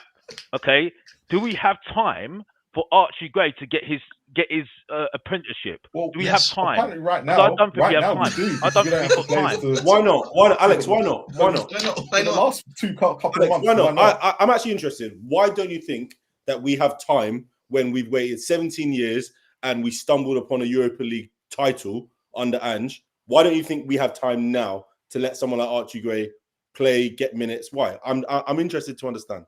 I just don't think we've got the time because I think we're in big trouble this season. You say that every season, though. I know, but I think we're in big trouble this season. I don't think we've got time. I think we need experienced players at the moment because I think we're seriously in trouble this season. Okay, so I don't think we've got time for. Right, okay, Alex. But here's the thing, right? So far this season, the players that have made the biggest errors have been experienced players. So, what experienced players are you talking about? Yeah. Fair enough. Bentacle's no, I think it's been more. the Romero fact that makes mistakes. Vicari makes mistakes. Romero, It's yeah, been I the agree with experience. you. I agree with you. So Van der what Ben's not been players that we- perfect, but Van der Ben's been good as well at the same time. Pedro Porro, he's another one. But he's Unpopular experienced. opinion. Rubbish. But Richarlison, rubbish. Pedro, oh yeah, mate, Alex, I'm agreeing with you, bro. I'm agreeing with you. If you put those stats up, yeah, again, that below average Emil Heskey, yeah, I'm sorry, no disrespect. If you're gonna put those stats up, yeah, I want more. Then, yeah. If we're gonna start saying that he's a good striker, then I want more. Then, yeah. So let's not do this, Marlon. It's not me. No, It's your mate. Let's do this, Marlon. I was just minding the fuck. There's definitely some credence to what you're saying, but it's just that, like, let's just be honest, man. We're not going to win the league, okay? And we are not going to get relegated. We just have to be real. We're not going to get relegated. We're not going to win the league. So if you're not going to give your team, if you're not going to give your squad, because in my opinion, one of the things that we might all hate Levy, but one of the things that we've actually been able to do is to develop a culture where we've actually got high potential young players. If you're not going to develop some of them, the Udogis, the Sars, the Bergvals, the Greys, when are you going to be able to, if you're going to spend all this money and all this energy giving these guys chances, when are you going to give them a chance? I look at someone like Lucas Williams-Barnett. He looks like he could be at this level.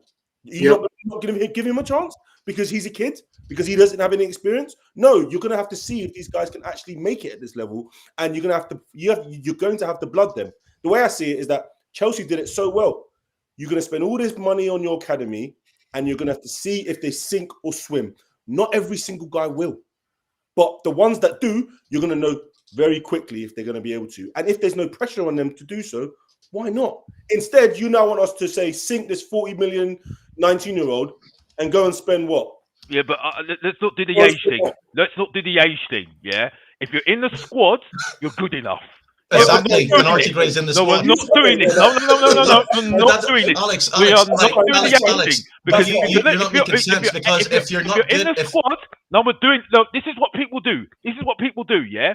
If you're old enough, you're good enough. Yeah, but you're in the Gray's squad for a reason. You're in the Champions League squad, yeah, and you know how precious those positions are. Yeah. So as far as I'm concerned, yeah, you're in the squad. You got to fight for your place, bro. Yeah, it's no baby time no more. It's not Nickelodeon time no more. It's time to start making yourself known. Well, Alex, that's what I'm saying. I have no idea what you're talking about. I'm not doing it. Because Archie Gray has fought for his place. He wasn't in the squad for the first couple of months. And when he wasn't on the squad, you were saying Archie Gray is a pointless signing because if he isn't good enough, why did Spurs buy him? Now Archie Gray is playing. You're saying he is playing. You've contradicted yourself. Because I contradicted myself because you're saying forget the age thing. If you're good enough to be in the squad, you should have been in the squad. Archie Gray's been in the squad for 5 games running, so he is good enough. No, he hasn't been in the squad. How's he been in the squad 5 years running? No, 5 games. 5 games running. Yeah, he's been in the squad.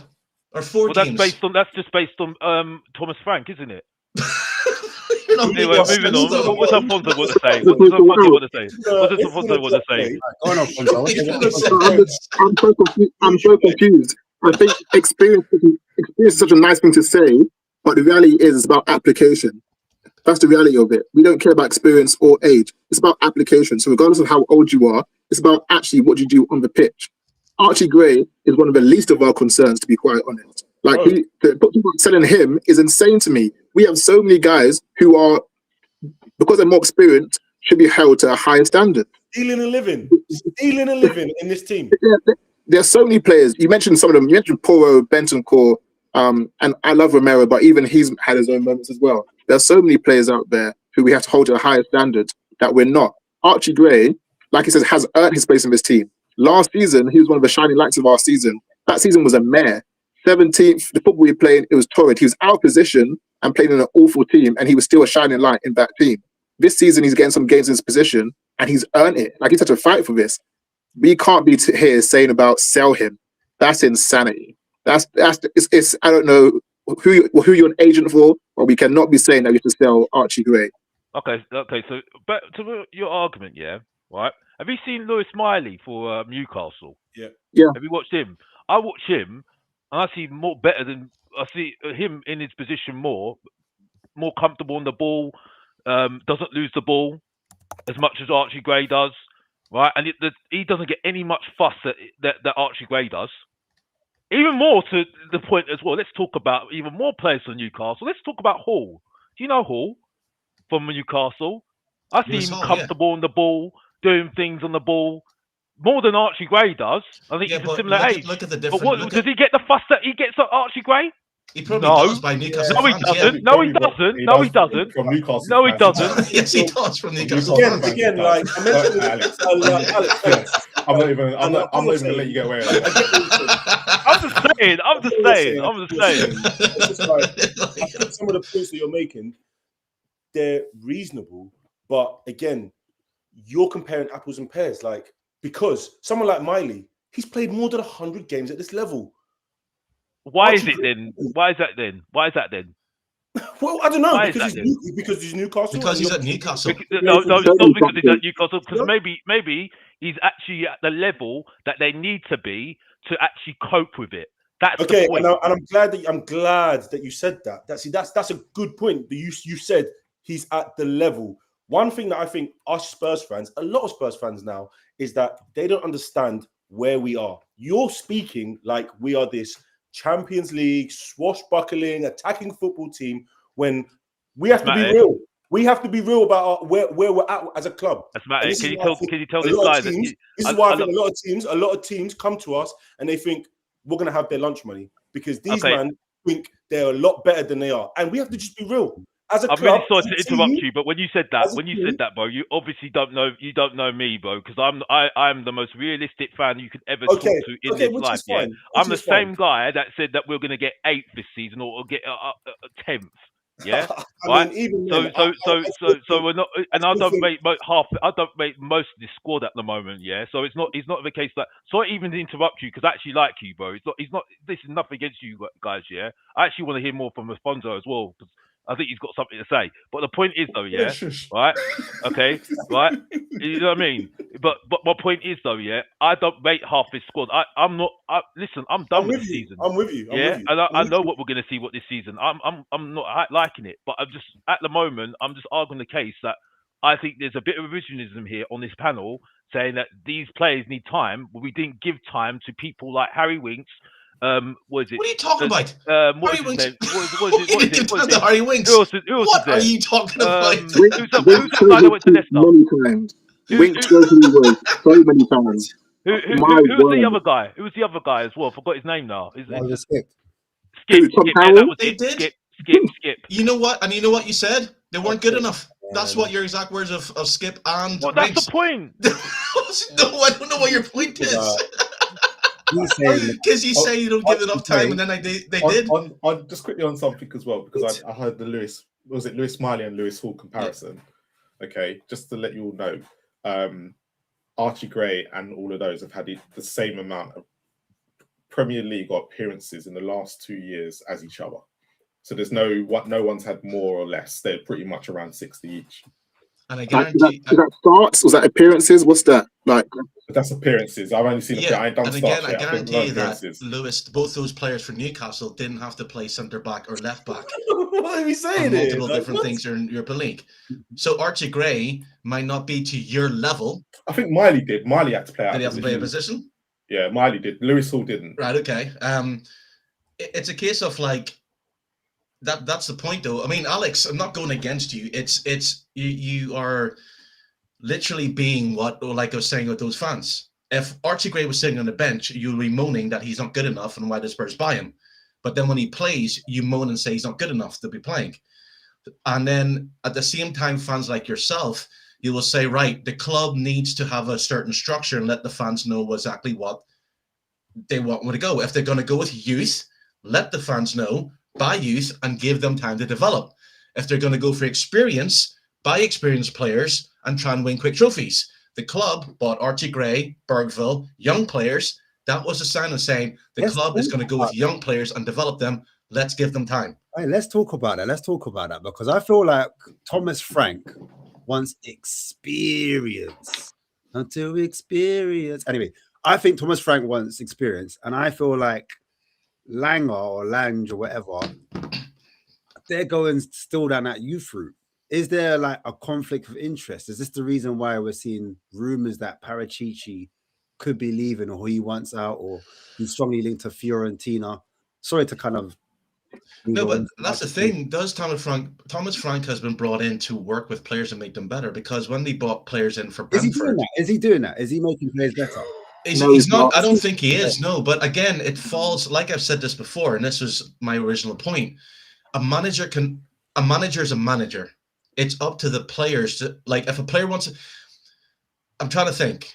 Would you say that Alex Ferguson, Jose Mourinho had a certain influence on Ronaldo? We can all say that they did. Yes, absolutely. But was it up to Ronaldo to stay behind and practice free kicks, to be at the first on the training grounds? There's an argument to say Pochettino came in, saw Danny Rose, and he said to him, I'm going to make you one of the best left backs in the league, and I'm going to make sure you're in the England squad. And lo and behold, Danny Rose became a better left back, and he ended up in the English squad. And there was but I guarantee you that Danny Rose also stayed behind and trained to make himself better. Or did he not do that? Danny Rose's attitude stinks. I'm not going to lie. From what I saw in the documentary, but that was a documentary after he wasn't playing. I don't know. He wasn't getting ready. No, just going by that. Danny Rose has never, ever been that player.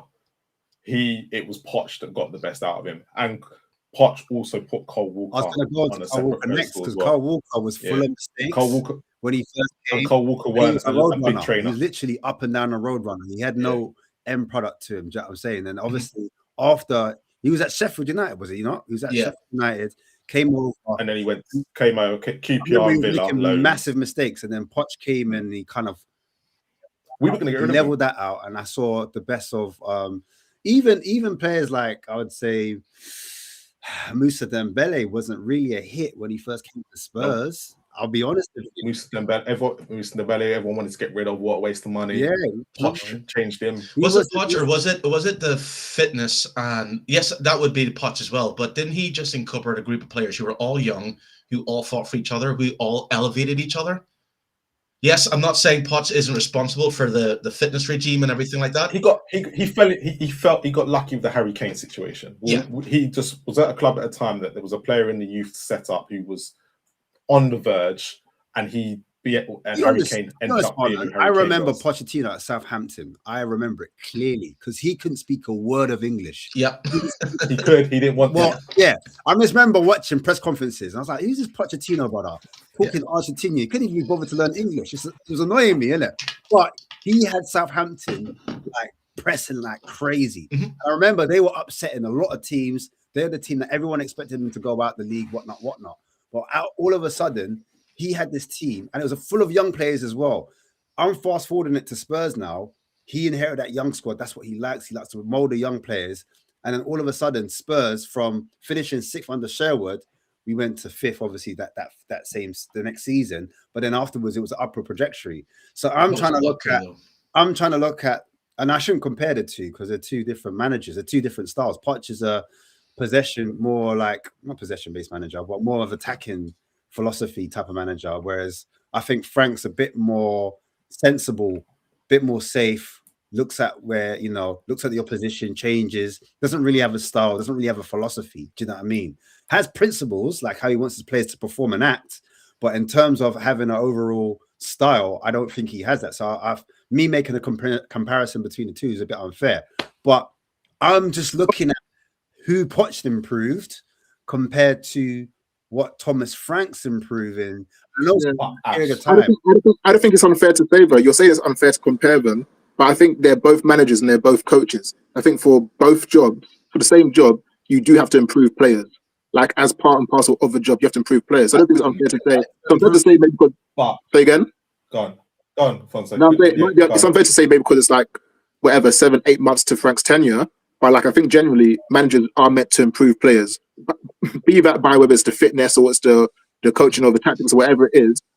By proxy, managers should be improving the players that they work with. The only question I'd argue that with that is, I think Tots might agree, but has Thomas Frank had enough time to do that when Poch had, with the players that we're naming, it wasn't straight away. It was because if we all remember Poch's tenure when he first started, it took over a year before that even kicked in. The thing that remained the same was the style of play, the approach. The style of play, and I agree with that. The style of play was heavy, but the style of play came. He was the one that got the high pressing. But I've told you on numerous occasions that Thomas Frank's style is what we basically saw yesterday. I said I don't see us divvying out of that style, but we'll get better players. Against Brentford, we should expect the same style then, no? That's the thing, because we've seen when Spurs play Brentford, they were more an attacking foot. And are you behind that? Is the whole panel behind that style of play? Is everyone like saying yeah? No, of course not. But I'm talking about because I said yesterday, right, and I got a lot of flack, and everyone was calling me a clown and whatnot because I said when Thomas Frank was at Brentford, that's exactly the way he played. And a lot of people were like, no, that's not true. Brentford were entertaining. No, Brentford were bloody boring if you actually watch them and deep it. And I went and looked at their possession over the Premier League. They never, ever, right, hardly hit. They never controlled the game. Most of the possession and percentages were less than 40%. What they did do was score early. I remember there was like consecutive games where they were scoring early, and that was... Yeah, but that was last season. But that's okay. If you look over a 3-year period, there was a period where I heard Frank say he's trying to transition Brentford into a more professional. But he never did. Based team. He was trying to make them into what's it called, Brentford 2.0. Yeah, but he never did because I went and looked. Because I thought, you know what? Because I've got thinking yesterday. Let me go look at the stats over the last 3 years, and if you go and watch the games that they won. It was mostly the games where they had 40% possession. And if you look at the whole thing, their average possession was like 44, 40 over the 3 years in the Premier League. Do you think you will survive this year then, playing with less of the ball? Well, Tottenham fans have to make a decision. And this is the question that everyone have to make. Everyone said Frank's a good coach and this and the other, and we're not questioning that. But the football, everyone's going, it was attacking, it was this at Brentford. But actually, when you go and deep it and look at the statistics behind it, Frank never played attacking. Also, football. what midfielders does it make? We're having a really stupid question about midfielders then, because if we're going to have less of the ball, what does it matter what midfielders we bring in? This is the question now, and this is. I think Goretzka being linked is just summing up. Yeah, right. I've said my piece. I want to hear from Tots and what is it, Afonso, right? But the point is, though, I can do it on Mr. Box Office TV. I like to hear from these two gentlemen. I need to hear from these two gentlemen, Tots and Afonso. But the point is, though, I think it sums up the fact that we're looking at Goretzka, because I look at Goretzka and he just looks so similar to bloody Bentancur. To be honest with you, see that, Alex? It says Tottenham currently have no interest. Oh, right. Well, that's what I heard links of. When I watched the clips, and I watched. He hasn't caught up. The streams haven't caught up yet with Alex. So. I know. I'm just saying. But no, I want to bring Tots into it quickly because obviously you've heard what we said, and the question about the way Frank wants to play and the midfielders we're looking at. Are we going to see a change? Are we going to see? Does Frank need his wingers? I think the way that he innately wants to play is not in a way that massively prioritizes combination play, ball retention. I feel like in a player like Damsgaard, he have kind of a what's the word I'm looking for? A bit of a maverick, someone who's happy to pop in different areas, who goes deep with the ball, who's able to maybe make a decent pass. He's able to play combination like kind of well. And I think we probably missed that in someone like Maddison, which I think makes a huge difference because also Maddison is able to reduce the amount of pressure that's left. Do you think we improve if we had Maddison, Kulusevski, and Tom Solanke? Yeah, you have someone like Maddison who's happy to really kind of help. He's a 10 natural, but he very much is always helping in that first phase. He relieves the pressure from the midfielders and gets the ball up the pitch in lots of different ways. So do I think us buying midfielders improves that? I think it will ultimately. I still massively agree with Oren. I still think that the quality of player that we currently have is not high enough throughout the squad. Especially in midfield. And the issue is that you either gonna get to a point where you're gonna have to spend lots of money on a midfielder, like a Wharton or an Anderson or any of these other guys that you're linked to. But So when you you actually get these guys in.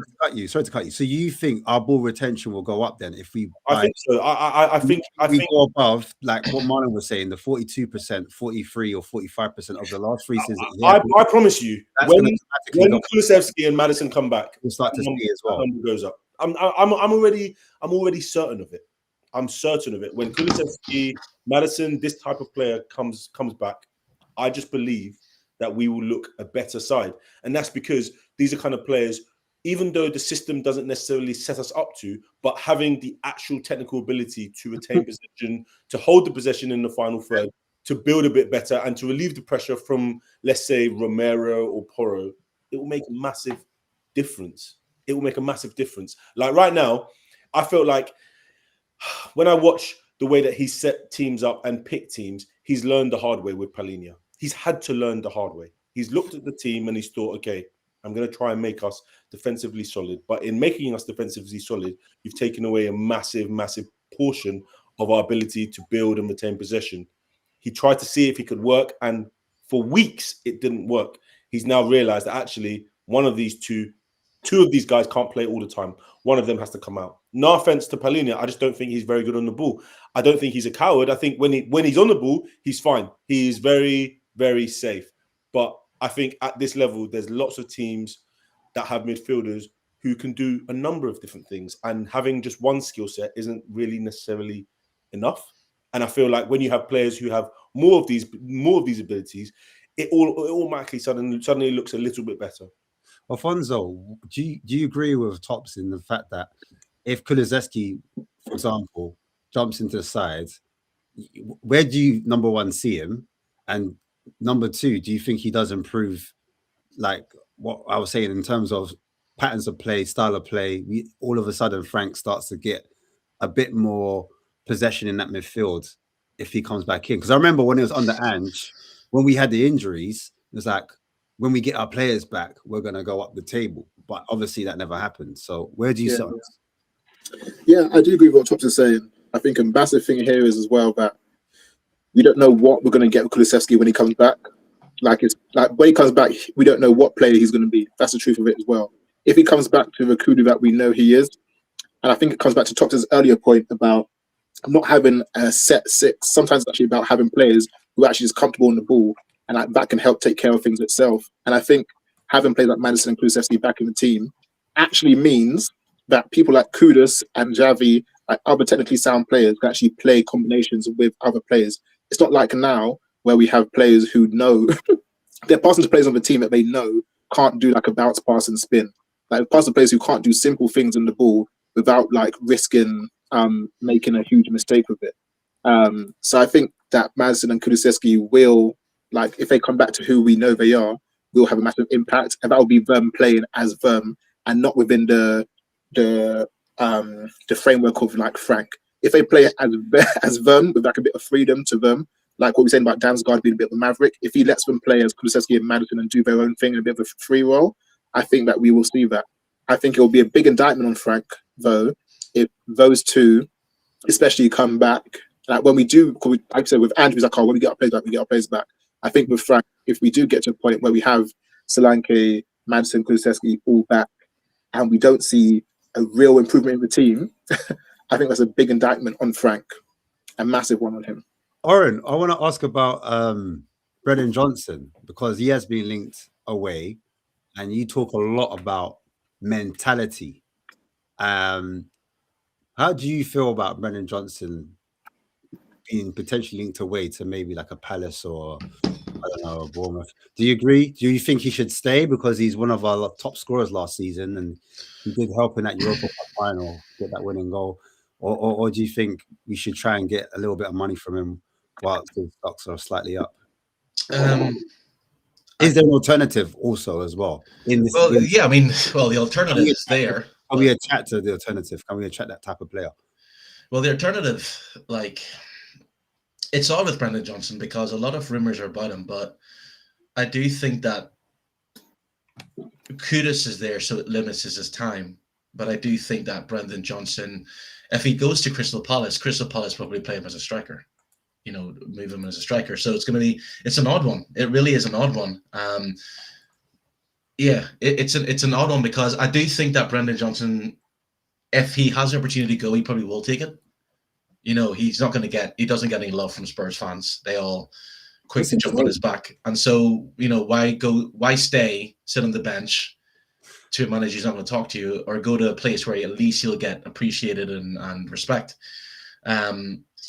And the other thing, like, I want to like add to what the guys like Top and Alfonso was saying as well, is that I think what fans are not realizing is that there's a big miss with Solanke, because he was really good at holding the ball up and linking play, which also adds to possession of the team.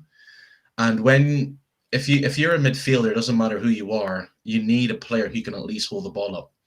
And I think that's another reason why Spurs are going against who they play on Saturday there? Forgot completely. Sunday.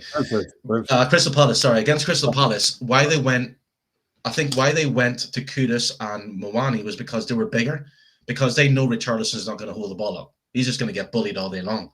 So you're just going to end up losing the ball. So maybe that's an adapting. But then again, I think that, back to the question, I think Brendan, yeah, he came on, and I just think he's a number 9. And Frank won't play him as a number 9. And whatever it else is, he doesn't see him as a left winger. Kudus is going to always take that spot. So, yeah, I think it's up to Brendan to maybe go, right, I'm not wanted at Spurs. Fans don't really like me. You would sell him then? Yeah, Spurs. I think Spurs will if they can. But then again, Spurs also been rumored to sell Raddy Dragosin, who's only back after like all that time's off. So you don't know what's going to happen. Yeah, here we are. Well, we are linked to a player, by the way, Oscar Bob. I don't know if you lot have seen him. We're only player. It's transfer window. Spurs are linked to every player. He's been linked to a few clubs, isn't it, Oscar Bob? But, who does he play for? Man City. All right. We're going to link with every single winger they got at the club. If it's not Mamouche, if it's not Sylvania, it'll be bloody Oscar Bob. It's going to be someone. Because obviously they have to make room for Semenyo. So it's just, they're just putting 2 and 2 together. You can blatantly see it. So are you saying you don't think we'll get a winger in that case? No, we'll get a winger in, but I just don't think it'll be from Man City. That we're going to get a marquee signing. So do you think Oscar Bob could be a potential marquee, is what I'm asking? Bro, no one wants to join us. So what marquee signing we get? I think the one thing that has stopped us massively, and I think it's a big thing that the club have allowed it to come out in the media, that we are now breaking this transfer ceiling, wage structure ceiling. And I think if you look at it, all the teams that have talked about it in the past, all the players have talked about it in the past, is that Spurs have an issue with not being able to secure these top players because we don't pay the wages. A lot of the time, the transfer fee is never really the issue. It's never the personal terms are never really the issue. It's always about whether we can get a player that we can pay top wages. We now know from things that we've been told that Kane and Ndombele, Son, these guys were all paid big wages, and now Xavi is also being paid big wages. But I think if we have more players on average in the squad that are on big wages, I think that will hopefully be a draw for some of these marquee signings. And like, just to what you're saying, Ash, I don't think Oscar Bob is a marquee signing. That's not a marquee signing, bro. Okay, cool. But do you think then, the question I'm trying to ask really is, do we want a marquee signing, or do we want a profile like signing? Because some fans think we're not that level of club to attract the marquee signings. Why not? Why not? Because you were saying earlier, Tops, you were saying like, raw, I don't know what to box. Yeah, but then like, the thing is though, is that like we're a funny club because we are on the edge, whereby we're London, we are in the Premier League, we're in the Champions League, we have the potential to pay wages. So it's up to us to go and get these players and provide a good enough situation, a good enough scenario for these players to be like, okay, I can kind of see what these guys are doing. I can kind of figure, okay, maybe in a year or two, they might do this, they might do that. I think that's massively on the club.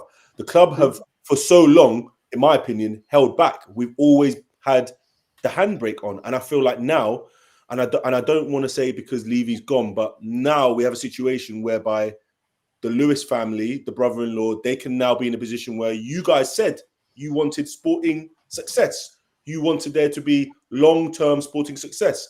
You have to now show us as fans that that is actually what you're on. Otherwise, if you're not, maybe you're going to continue essentially what Levy was doing for the last 21 years. Personally, in my opinion, when you talk about marquee signing and profile, I actually don't think there's anything wrong with doing both. If you need a left winger, go and buy a solid left winger, a solid goal-scoring, attacking left winger. You want a backup player to play left back and centre back. Do the work in the off season. Do the work when the season's on. Find these players. When it comes to January 1st, go and grab. Like, just no messing about. You need players in the squad to do certain jobs. There's players on the market. I look at someone like Wharton. I look at someone like Anderson. These are kind of players, in my opinion, if they become available on the market, you go and get. I look at someone like a Yildiz at Juve. If he becomes available, you go and grab. If I look at someone like, in terms of attacking, Antonio Nuno. Would you take Sade? If he becomes available, you go grab. Wait. We're trying to back Thomas Frank, and Thomas Frank says, I want Sade. I want Kevin Schade from Brentford. That's the player I want. Come on, man. I want a kind of running behind. Like, you know how Son was? Son's a running behind forward, wide forward, isn't it? That's the profile I think I want. Someone that's slightly different to Kudus. Kudus is obviously a touchline winger, technical. We've got that in Odobert already. Now I want a running behind forward because Moani's not doing it. Richarlison's not doing it. And I don't have any other players with that similar profile. I think Sade fits that profile. If we don't get him, are we backing him or are we not backing him? That's what I want to know. Like, has he said that he wants Sade? Has he said it? Well, listen, it's a hypothetical. There's no Alistair Gold, so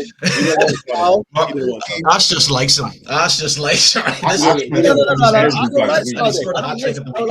don't like Sade, but I'm just saying, innit? There's a little dicky bird. No, I'm joking. I'm just saying I'll talk to you after the show about it, but I'm just saying, if Frank is banging on and he's saying, if you're backing me, I want Kevin Schade. You know what I'm saying? Us fans, we can't really moan, can we? Really? Because we've got to back the manager, no? I mean, yeah, we do, but it's in the same vein. Like, Andrew was the one that okayed Brennan Johnson, and this is what I'm saying, bro. I'm selling Brennan Johnson as soon as the window opens. Certain managers, they want certain midfielders, they want certain wingers, and you're like, raw, like you want us at my club. Like it all depends on the style of football. Yeah, because Brennan Johnson's stock is still high. No matter how much we all dislike him, his stock is still high. This is a guy that was our top goal scorer last year and scored in the Europa League final. So he's probably one of our most sellable assets because the rest of them are not been performing. And and I get it. Johnson's not the player we all expect. He's not great on the ball or anything. But actually, when you think about it, he's probably one of our most sellable assets right now as we speak. The reason why I've spoken about profile is because this is a player that is a profile, and again, he's coming from Ajax, the player that Ericsson we bought from Ajax already. Obviously the Netherlands league, you have to put the kind of he's not January signing, is he? It's not. Do you know what I'm saying? But I'm saying if we weren't able to get the signing that most fans wanted, should we go for a profile like this? He's going to be, it says 15 million on a transfer market. Formation wise, they play slightly different to us, but his heat map you can see there, predominantly on the left. I won't go too much into the stats. Let's just look at him. I'm put him against Tollis, Semenyo, Said Mala, Diamande. Obviously, everyone's talking about him. Akalush is a player again. Profile wise, I think he would suit, but again, it's a winger. This is a player this is a position that we're all looking for. Here's a shot on target. So someone you see that's the issue right there. Right there, that's the issue. What's the issue? What's the issue? Talk to me. What's the issue? Spurs need a left winger. A proper left winger who's going to hit the ball now. Not an inside forward. My argument was Kevin Schade is not a winger. That's the point though. Forward. So this is the point. Spurs have enough left-sided inside forwards. Hold that thought. Well, I want to show me a winger that's hitting the byline and hitting great crosses in instead of coming in and scoring his right foot or left foot. I'm from showing his finishing. I will get to that. He's a winger. This is some of his finishes. This is his type of shots he hits from far, from inside the box. So we can make a judgment on him afterwards. I want to get your opinions on him afterwards. But I want to see crossing. I know that. I listen. That's what a winger does. Stay with that energy, bro. Stay with that energy. Because Lang likes word on the street. Lange likes his brother. So I just want you to stay with this guy, yeah? Here he is. We're going to judge it in a minute. There he is. He's finishing there. Some more finishes. Gets it out of his feet. He's actually right-footed, but a lot of his shots you're seeing. Right. But there's his right foot there. Again, long passing completion, key passes is up there. More above Semenyo, by the way. But again, I caveat that it's in a weaker lead. Passes into the penalty area, through balls. Something, again, all season long, Spurs have only had, 4 through balls? You know what I'm saying? I mean, he's got 6. What division is he playing? Everything. He plays for Ajax. Ajax. Cool. That's why I said at the beginning, that's my caveat, right? So you take it with a pinch of salt. Again, switches of play. So switching the ball from left to right, 9 switches. That's more than any of our players, by the way. How many crosses does he put in? How many crosses? He's got 35 there, isn't it? What about the guy next to him? See the guy, Curtis, the guy below him, 136 cross. Let's have a look at that player because he looks like a winger. All right. He's in the Belgium league. All right, cool. But let's cut it back. There's a little cut back there. Here he is getting the ball out of his feet. Through ball first time. I don't know if you can see it. I don't know if this curses in the way. Can you see it? We can all see it. You can see it. All right, cool. Again, yeah, here he's getting us little through balls again, finding the player. So it's a different type of, more of an inside forward, as you're saying, but he's able to thread the ball. He's got his head up, a little bit different to Kudos. Again, linking the play, playing those balls into midfield. Again, through balls into the box. Here he is on the wing, the touchline, like red. Yeah. And finding a through ball there. He's got the vision to pick out. He's got to cross, though. I want to see him crossing the ball. You know, I have to say, Ash, the one thing I don't like to do, and I don't know why, it's just me personally. He's only really had one full season in the Ajax team where he's made over 20 games, and then he's had half of this season. Okay, and I think when the same as Diomande that people quoting 100 million for RB Leipzig. Do you understand? Yeah. And for me, and I wouldn't even take that risk. And the reason why I won't take those risks is because when you go and sign a player who's only had a year and a half, and especially coming to a team like Tottenham in that profile. We did it with Archie Gray, by the way, but carry on. Yeah, I know. And I'm not happy with Archie Gray, myself. By the way, there's a cross. Most players that we end up buying like that, who've only had one good, like Dominic Solanke, we bought him after one good season, and everyone's gone. Look how he ended up with last year. I know we won the Europa League, but was it the Solanke we all expected? No. And I think when we sign these players, and this is Spurs, not a football thing, when we sign these players, they've only had like a year and a half or 2 years, they end up coming to Spurs because they're not fully where they need to be. Okay, cool. I was going to finish just me. If I can just finish it. I'm almost done. I was going to finish it off and then grill it. Yeah, I was saying, but here he is again, just out wide. His 1v1 ability, able to get on the ball on a half turn, beats his man down the line. First touch is excellent, gets out of his feet. Again, his head's up. He's able to dribble at will. There he is getting inside, cuts inside onto his stronger foot, onto his weaker foot. So he's both footed there. Good first touch over the player. Again, dribbles in field. He's able to take on multiple players all at once. Good first touch again to get out of his feet, run down the channel. Cuts back into his strong foot, onto his weaker foot. There he goes. On that half turn, down that channel. So you can clearly see the point I'm making is like down the line. Brian Hill all about it, man. He's good. I'm saying 1v1. He's clearly got ability. Yeah, that's in a different league. That's what Marlon. That's what we've been trying to say. This is the all right. Okay, let me end the video because there's no point. Exactly. You're just no. It's because if I went on YouTube, I can find Brennan Johnson and I could show him highlights that will make him amazing. No, but I was adding the stats with it, but we never. Yes, but what I'm saying is like I brought up. You were quick to say, "Oh, but this guy's got second," but you didn't. But then I said what league he was in. He was in Belgium league. So yeah. So what's the point? This is basically essentially what I'm saying, isn't it? So yeah, let me just remove this. We could just talk about it. Do you know what I mean? Hold on. Yeah, go for it. Go. The floor is yours, man. I just think if Spurs are going to sign a left winger, try and sign one who's just going to hit the byline and cross the ball. They've got too many players who want to cut in and use the right foot. Odibird does it. Tell does that. Xavi does it. What's the point of bringing in another player who's going to do exactly the same thing and then struggle to be in the Premiership? It's like it doesn't have to be a left winger who's kind of like ultra amazing. Just someone who can hit the ball, because that's what Spurs don't have. Spurs don't, apart from Perro, that's why the ball keeps going to his side. Spurs don't actually have a left-sided player who can actually cross the ball. Like, So how many goals has Spurs actually my scored? question to you is: crossing the ball the only way you can create? Because I'm looking at creativity. No, it's one option though. Hold on, I was bringing up through balls. Okay, Mm-hmm. I was bringing up switches of play. I was bringing up passes into the penalty area. Something that Kudos gets on the outside of his player sometimes, so sometimes he goes to the inside and he crosses the ball. Sometimes Porro is able to get into positions because he's not able to beat a man 1v1. Porro's not able to do that. No one can tell me that Porro was a 1v1 man. He's not. Yeah, but what he does well is cross the ball. Do you understand?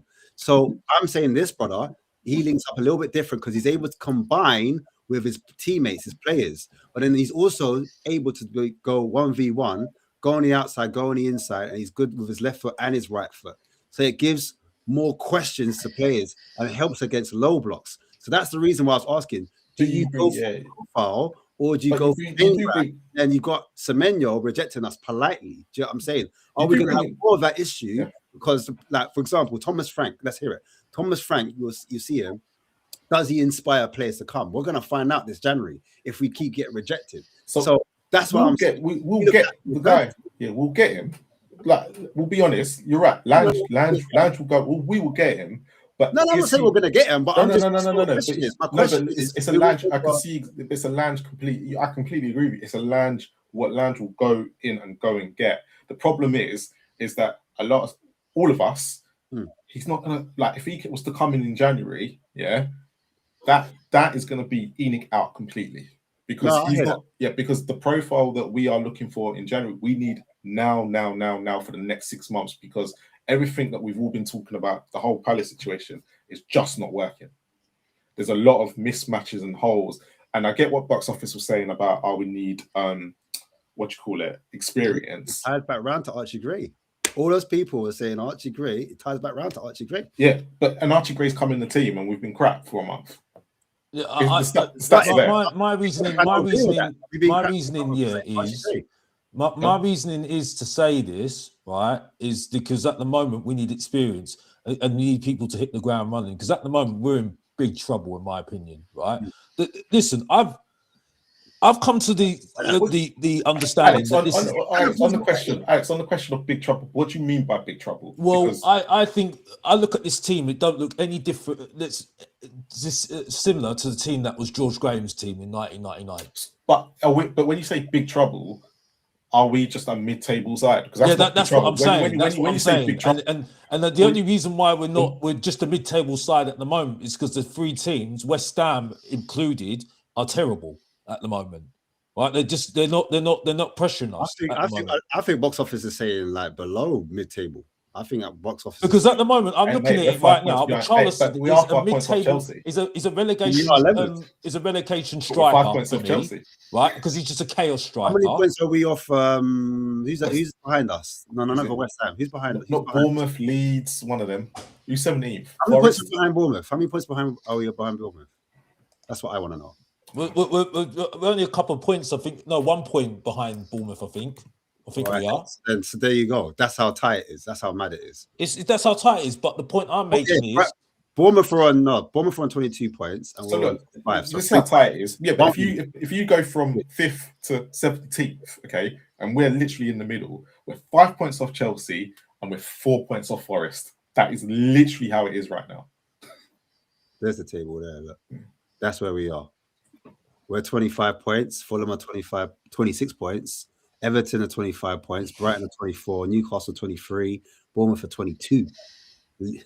So yeah, there's not much. Listen, I've come to the understanding what we're going to do. I've come to the understanding that this is the way we're going to be playing for the rest of the season. That's why I'm not really watching it this season. Yeah, right.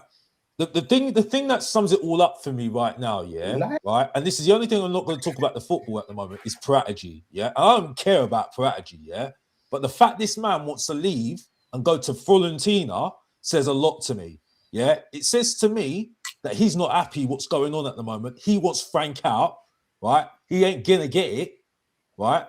They're saying no, we're sticking with this guy, so we're going to have this guy for the full season, right? Okay, and obviously he's saying, you know what, the way this is going, like this ain't the way that we do things in a big club, because he's done it at Juventus. Yeah, and but when I look at what I've seen at the moment with Johan Lang, number 2. Yeah, that's why he didn't work out at Aston Villa. Look what Aston Villa are at the moment. Vinay, number 2. Look what Arsenal at the moment without Vinay. You get what I'm saying? Yeah. So there's no leaders in that. Like, no, I'm being honest. I'm being honest.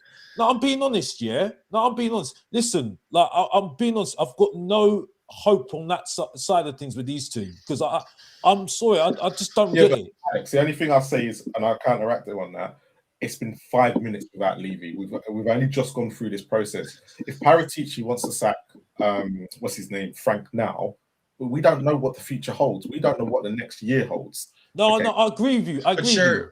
And you said, and hold on. You said last season the big thing for you with Ange was, well, you want to finally stick with a manager where the club going back.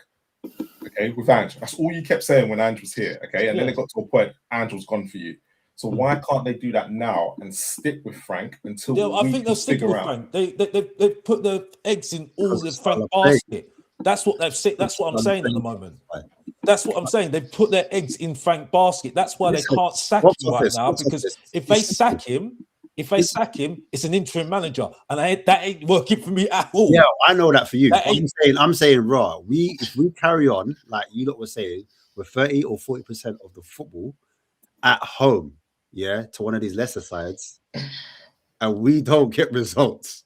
But that's the biggest problem. That's where my problem is. That's the problem with everyone, because if the home form was a lot better, okay, because you got to remember we are what's on the away table, we're top or second. I don't even know where we are. The top. We're top of the away form table, away from home. So the away fans are not actually take Arsenal and Forest aside, which they're probably the worst 2 performances that we've had away from home. Okay, but home, if he could tweak what's going on at home and start getting the results, I don't think people are going to care. It's the results which are the problem. I think it's going to continue away from. I think it's going to continue these results at home, because when you saw us on Sunday, it summed it all up perfectly for me, right? I mean, Palace were like, for me, didn't take their chances. That was a problem. They didn't take their chances, right? If they'd taken their chance, I don't think we win that game. I think it's either a draw or we don't win, we lose. And it's the same way we play at home as well, against right? Burnley. And it's just not good enough for Tottenham fans. You get what I'm saying, right? I think it sums it up with the Dutch pretty Ricky, Javi Simmons, yeah? Right? When you've got Javi Simmons, who I agree with, someone said about Maddison and if you have Kulusevski and Maddison, they're a better team. I agree with them, because at the end of the day, I don't see this guy any better than Kulusevski and Maddison. I'm sticking by what I'm saying. Yeah, I could change my mind. Yeah, because we bought him. Yeah, but on the Moani front, I'm sorry, I'm done with him. Yeah, because he was on loan. He had to hit the ground running from day dot. He hasn't done nothing for me. Sorry, you know what I mean. Straight loan, had to hit the ground running for me, has done nothing. Sorry, you know what I mean? That's the way it is with a loan. I'm sorry, that's going to be harsh, and that's it for me. But for Javi Simmons, if you actually watch him at RB Leipzig, yeah, he had Sesko up front, and he had Depender, who was their best player on the right, yeah, making runs. Is there anybody in that team similar to what he had at RB Leipzig? The answer is no. But he was also in a slower league. Yeah, but I'm just saying, I'm making the where point. You get one or more 2 touches. Okay, like let's take Harry Kane, and let's take Harry Kane, who's a world-class player, scoring 30 goals in the Premier League, but he's gone to Bundesliga and he's smashed it with the 50s and 60s. Okay, not even trying. Sometimes you've got to make the adjustment. You got to make the adjustments, and I think I've criticised Javi Simmons, but he has got to adjust. Wirtz is only just adjusting now. And Simmons and Wirtz is probably in a side that's more. Liverpool are a different standard. Yeah, but Spurs are a problem club, and you're asking a player like Javi Simmons to come in and hit the ground running as well. And I think that's just unfair on him completely when this club is a mess. I don't think he wasn't the first choice either, but I think he wasn't the first choice. He came at the end of the transfer window, and again, especially with Spurs, whenever we've bought players at the end of the transfer window, apart from Van der Vaart, I can't remember many that have hit the ground running. Even Brennan Johnson came at the end, and he didn't hit the ground running until the season after. Yeah, Very- but very this few is where I times. agree with Orion. This is where I agree with Orion. Don't get used to it, Orion. That's what I'm saying. Yeah, right. Is that when Johnson should be up front? I said it how many times? He scores goals. What is the bloody point of putting a winger Is a who kind of scores goals? he That can't he hold the player. He can't hold pass the- his man, get past his man, play him up front. Just play him up front for goodness sake. You know what I mean? But like for me, he should be doing a job on the left, really. Like as in running from out to in as an inside forward. You could be a striker. You don't have to live up top next to the. I don't know. Frank say something about that though with Brennan Yeah. Johnson last And week. he has, where and Brennan he's Johnson tried, does he do said he's that. tried him here, he's tried him. He hasn't tried him up front. But he said he's something about the left hand side where he basically initiated that it just didn't work, even though I think he scored 2 goals from there. So again, this goes back to what we were all saying earlier about Frank with the whole Bentancur situation. Frank obviously sees it in a certain way that none of us can see at the moment. And is it a case of, do we just have to trust what Frank's going to do, stop whinging and moaning as we've all done, and just get on board with it until the end of the season? No, he needs to prove himself, mate. And the Yeah, thing but is, he's like, got- it sums it up as well. The way we want to play, he signed Bentancur for another contract, and don't Bentancur think for he did me it. is not a player that you club, play possession. The club football. did that. the club didn't want to lose him for free. So I know, but fair enough. But I'm saying, yeah, there are Which better is- midfielders than Bentancur if you want to play possession-based football, yeah. But Right? again, the question comes back to when you got Semenyo rejecting you, you've got Thomas Frank at the helm, and a lot of teams, a lot of good midfielders are seeing this. Do they want to come to Tottenham Hotspur? Yeah, I agree Very with valid you. I question. agree with you, Marlon. But my point is, though, I think you're missing the point. With Bentancur, I don't think he is a player that you play possession-based football with. I think he's more a pragmatic sort of midfielder, right? I think if you see him at Juventus, I think he's that sort of style. You know what I mean? Like, I think, especially since his injury, I But think maybe he's they, been that maybe side, they're trying kind to of look guy at it anyway. and go, they've playing him so they can sell him. I don't agree with that. The way that Frank is talking about him, and I actually am He worried has that to. Sure, look at the way we're going to Frank keep that talks. bloody Richarlison as well. But that's the thing. Like, you have to, like we talked about this last. Like, it's trying to keep those. Right now, Spurs are in a position where they are struggling, and they're not in the table that they're in. So Frank has a choice to make. The Bentancurs and the Richarlison, does he say they're not good enough, or does he hype them up to keep them going? Because I'm not a big fan of Richarlison, but at this moment in time, he's the only striker Spurs kind of have at this moment in time. So basically, you don't want to be making him feel like he's beneath. I mean, looking at that, he's getting praised for that. And I've said Richarlison is a top-end striker. He doesn't hold the ball up, he doesn't run in behind, but he's a top-end striker. But no disrespect, but I'd rather get rid of him as far as I'm concerned. I understand you. I think Spurs have looked at that, but then again, we let go of Adebayor, right, for free, and that guy was I get that. But what I'm saying, what I'm saying is, Alex, who wants to buy Richarlison right now? It's only because Saudi want him and he doesn't want to go there. And so the problem we've got at the moment, we all want to get rid of him. Richarlison's like, no, I don't want to go. Yeah. So what do you do? Get rid of him for free. Honestly, that's the point. You're just saying that he got rid of Adebayor. But Alex, you can't get rid of a player right now who is our top goal scorer and the only one putting it in the back of the net. That's a backup striker at best, mate. Yes, it is. He's a relegation striker at best. And that if we put him on a new contract, I tell you right now, we're in trouble. Just said Kolo Muani ain't doing it for you, and he's not scoring. So you literally are left with Richarlison, who is scoring for you. You don't get rid of that right now. You have to have a striker. You have to have a striker, no matter if you have one. I know you would get rid of both, but like you need to. That's you have a sell Richarlison and keep Muani, or you cut Muani's loan short. I'll keep Muani. That's how desperate I am to get. I've seen enough of Richarlison. How many times have I seen Richarlison? I'm not seeing Richarlison anymore. I can't do it. The fact that he was sitting on his backside again, that's an achievement for him. That's the achievement for this guy. At the moment, you're going to take no goals over goals, and you're saying we're in a terrible situation. But Richarlison, he's only doing it because he wants a new contract. I'm sorry, this guy is he's doing it. No, he's doing it because of the World Cup. We know it's because of the World Cup. So we've got to exploit this situation at the moment. Why he's putting the goals in the back of the net? Because at the present moment, We're not Marlon, creating I'm not, anything. that's not you. That's on you, bro. I ain't dealing with this anymore. I've seen it for years.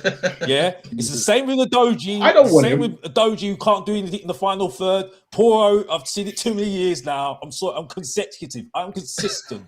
I'm sorry. The only one, okay, Danzo was okay. I like Danzo. Yeah, I think they've been a bit over the top about him. You know what I mean? But I'm talking too much. These two gentlemen need to speak. Fonzo and Yeah, Tops. Do you know what I mean? Well, Not me. I don't need to Within speak. 2 hours of time, Coming bro. in there with you. Hey, sorry, Alfonso. Sorry, man. So, do you know, before we go, we're going to finish with Tops and Alfonso because they're our guests, Rude, you know. right? So my question to both of you, right, until you come on next time for us, is where do you see us going over these next couple of months?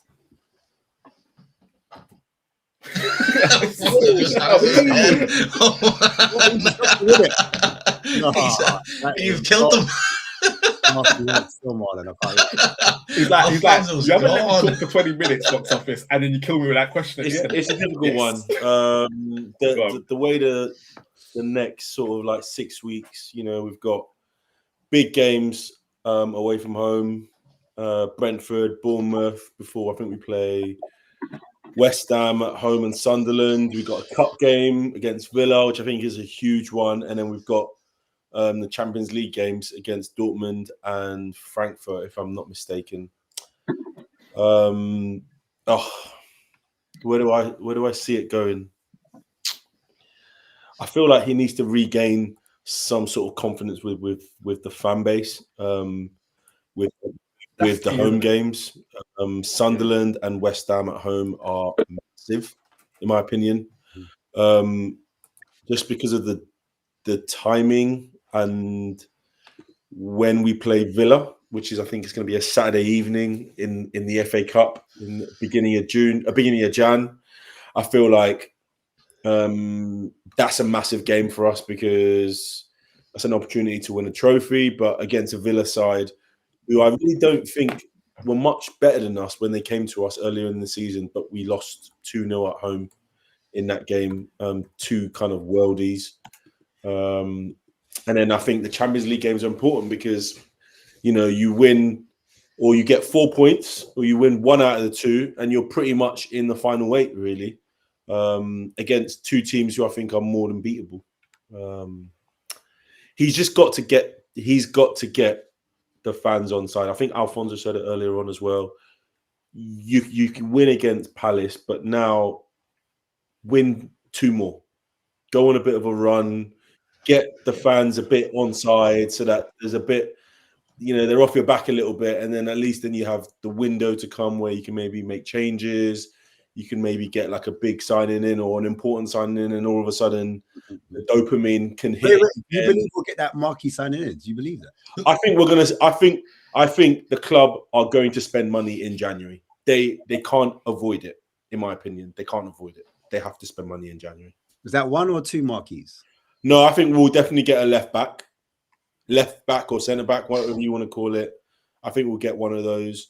I think, but if the opportunity for two marquees, I'm asking that. One, I think we'll get one. You'll get one. What marquee? What marquee player are you referring to? I think Spurs will go all out for a Marmoush or a Yildiz at Juventus, in my opinion. I think we'll get a left back.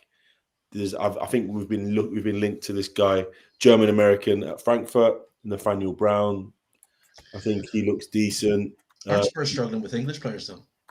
Pardon? Aren't Spurs struggling with English players? Yeah, but We are struggling with English players, but I think they're looking to fix the English situation in the summer. Nathaniel Brown, he goes for homegrown. He acts as homegrown apparently. Hey? Yeah, and Nathaniel Brown, he's the left back at Frankfurt. Yeah. I just think we have to, because, well, not specifically for him, but I just think we just need some backup for Udogie, because Udogie's his availability is a bit of an issue at the moment. And I think if we do get rid of Brennan Johnson, which I think we will, and maybe if an opportunity for Dragusin comes in, there's a bit of money to play with. But yeah. Oh, sorry to cut you. You would move Spence to right back then? Is that what you're saying? I personally think Spence should be our starting right back. Personally. Okay. Alfonso.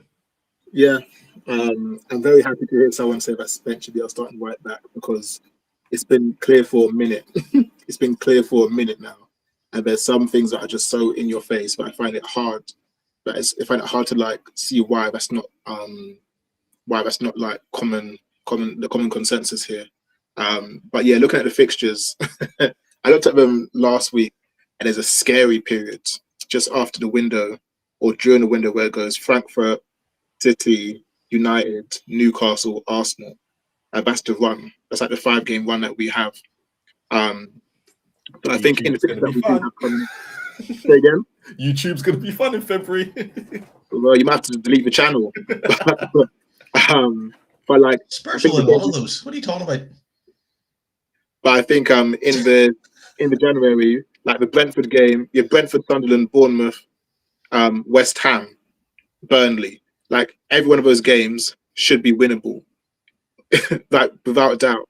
I would go to those games with full confidence. So I think he really needs those games, like one, to win the fans over on the pitch, but also off the pitch. Like I think with Frank, what's so funny is things aren't great on the pitch, but then off the pitch, the press conferences, they're killing me. They're dire. They're really dire. The things he's saying, the way he's been up last season, the way he's like commenting after games. Say again. 17th place squad. Like he's saying things now that he weren't saying when he first signed. And when he first signed, he weren't saying all these things. He weren't saying, "Oh yeah, they're this sort of team," or "We're not a whatever club." But now that he's here and he's not doing well, he's trying to do this deflecting thing, and it really does make it hard as fans to like show him any sort of sympathy or show him any sort of like patience. And I think my honest perspective on him is Frank hasn't earned time.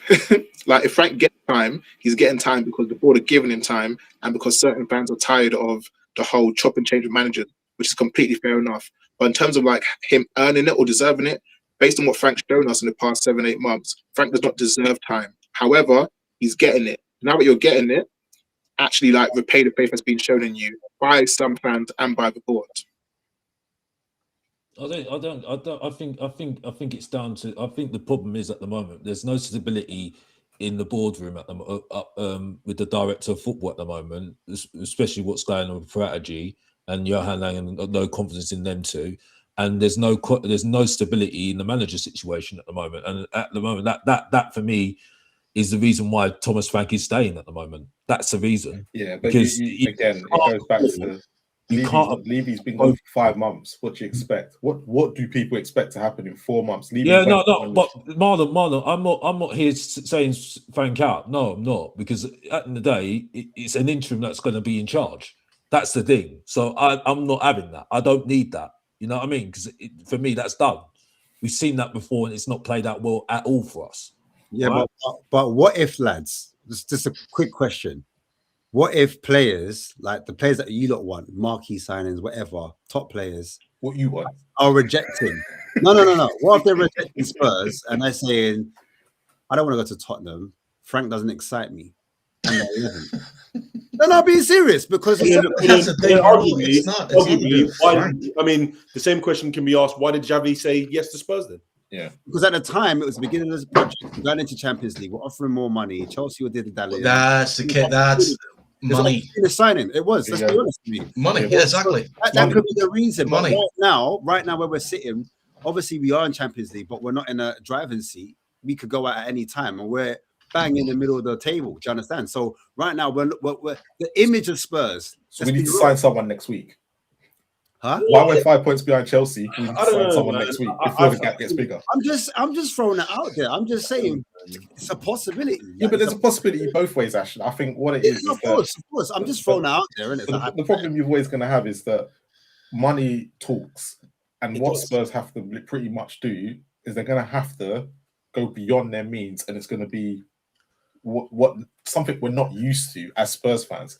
And I think at the present moment, we can't sit there and judge it, because this will be the first time that bald-headed man is not there. And the thing is, as well, with Paratici leaving, we all have to remember that Daniel Levy wanted to sign Paratici. Daniel Levy got sacked, and I think the agreement was already in place to have him. So Spurs went, we might as well just take him. Take him. And then if anyone comes in for him, we're not going to stand in his way. Which has happened. The problem is though, like I said, Orion, he's a leader. And that, but I don't think he is. I think he is, because the thing is, I don't think he is. I think he is because I think he knows. I think Prodigy's not.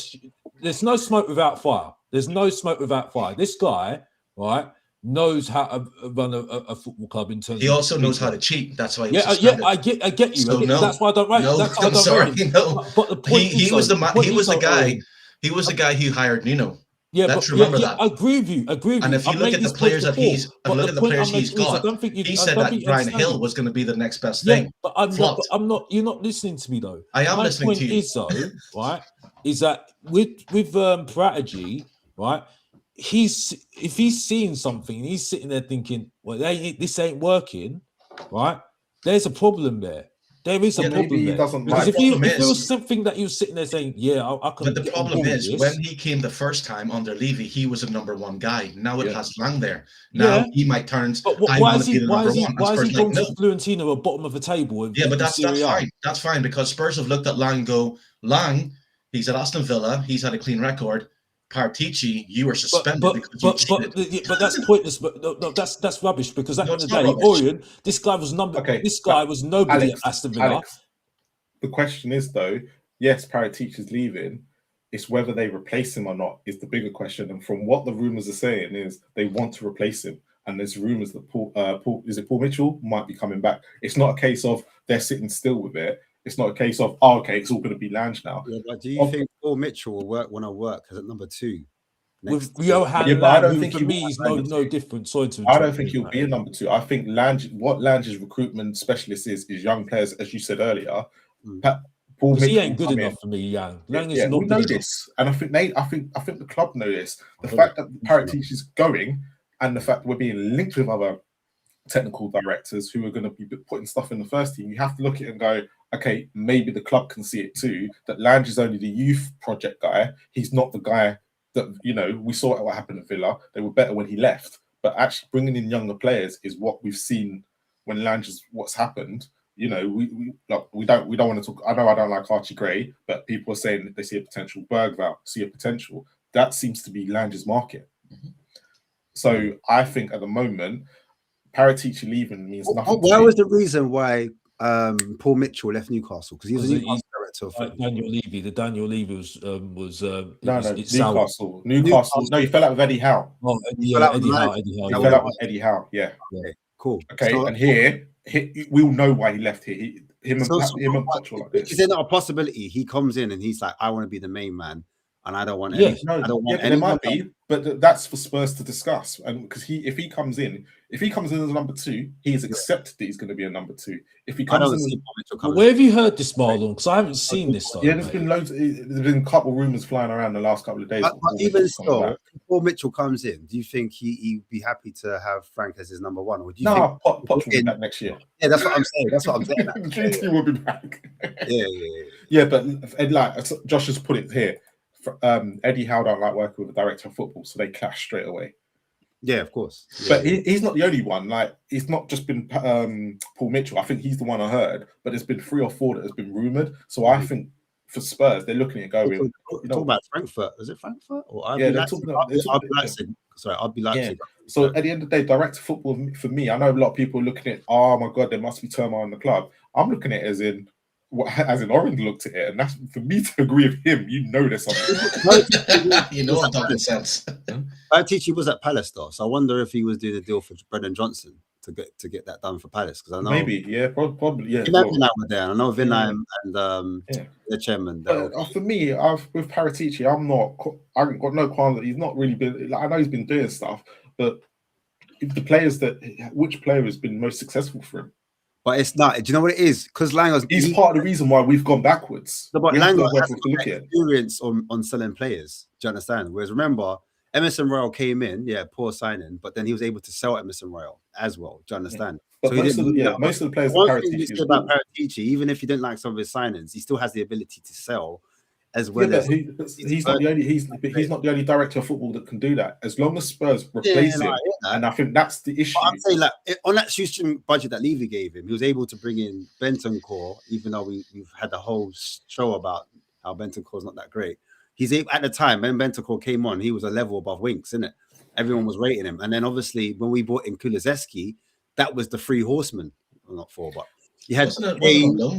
Yeah, like he's brought in lots of players, man. Like I think people, you can't disrespect what he's done. He's brought in Sa, he's brought in Kulusevski, Romero. He's one who brought in Jed Spence. He brought in Yves Bissouma as well. I think sitting here, he's brought in loads of players, but look, have Spurs progressed in those years? The players might come in, but have Spurs progressed in those years? He has done the structure, though. I think you're forgetting he's done the structure as well. Listen, I don't like strategy. It's not necessarily his fault, though, is it? No, but it's part of the whole club situation. So why we're all sitting there going, "Our parrot teacher's leaving"? All the players you've named, not one of them has been taken us to that level where we've got they're that good. Even Kulusevski, everyone was complaining about last year.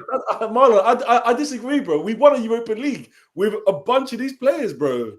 I get that, and I do get that, but everyone will sit there and go, "But we finished 17th." And sack the manager that did it. Ultimately, Paratici done his job, though. Like we can say that, but Paratici done his job. Other jobs are on the managers and the coaches and the players to elevate. But him getting those players in. Yeah, but he chooses the managers too. That's the problem, and the managers have not been able to. And the thing is, like we said, we brought in Nuno. We got Conte. Conte was the one that then brought him up, and then the managers we picked afterwards have been not great either. So the players have not been the best because the one thing we've all said is the mentality of the players. We're moaning about Bentancur. These are the players that Yves Bissouma, good player, brought him in, not been great for Spurs. Did he bring Emerson Royale as well? Is Paratici really going to be the biggest miss that we all want? I think behind the scenes in the youth setup, apparently he's done all that as well and set up, possibly. But that's the foundations are now there for that. He's done for that. But when we look at the first team, what's he really done for the first team to go? Them the Hugo Boss suits, bro, and the coach. So for me, Paratici is not a massive loss. If he wants to go to Fiorentina, good luck to him. I think he's a massive loss because the fact is he knows how to get. No, I don't mean. Listen, I don't like Paratici again. I don't like Paratici because I've been so critical of him. Yeah. Who do you like? I like Paul Mitchell. That's the thing. I like Van Gansson at the time as well. I actually like David Pleat as well, to be honest with you, as well, back in the day as well. But I just think it's a signal saying if he was happy with what was going on, he'd be still here. You know what I mean? Not necessarily. And he knows experienced players. He knows how to negotiate. Alex, people always have a dicky bird. It doesn't mean a thing.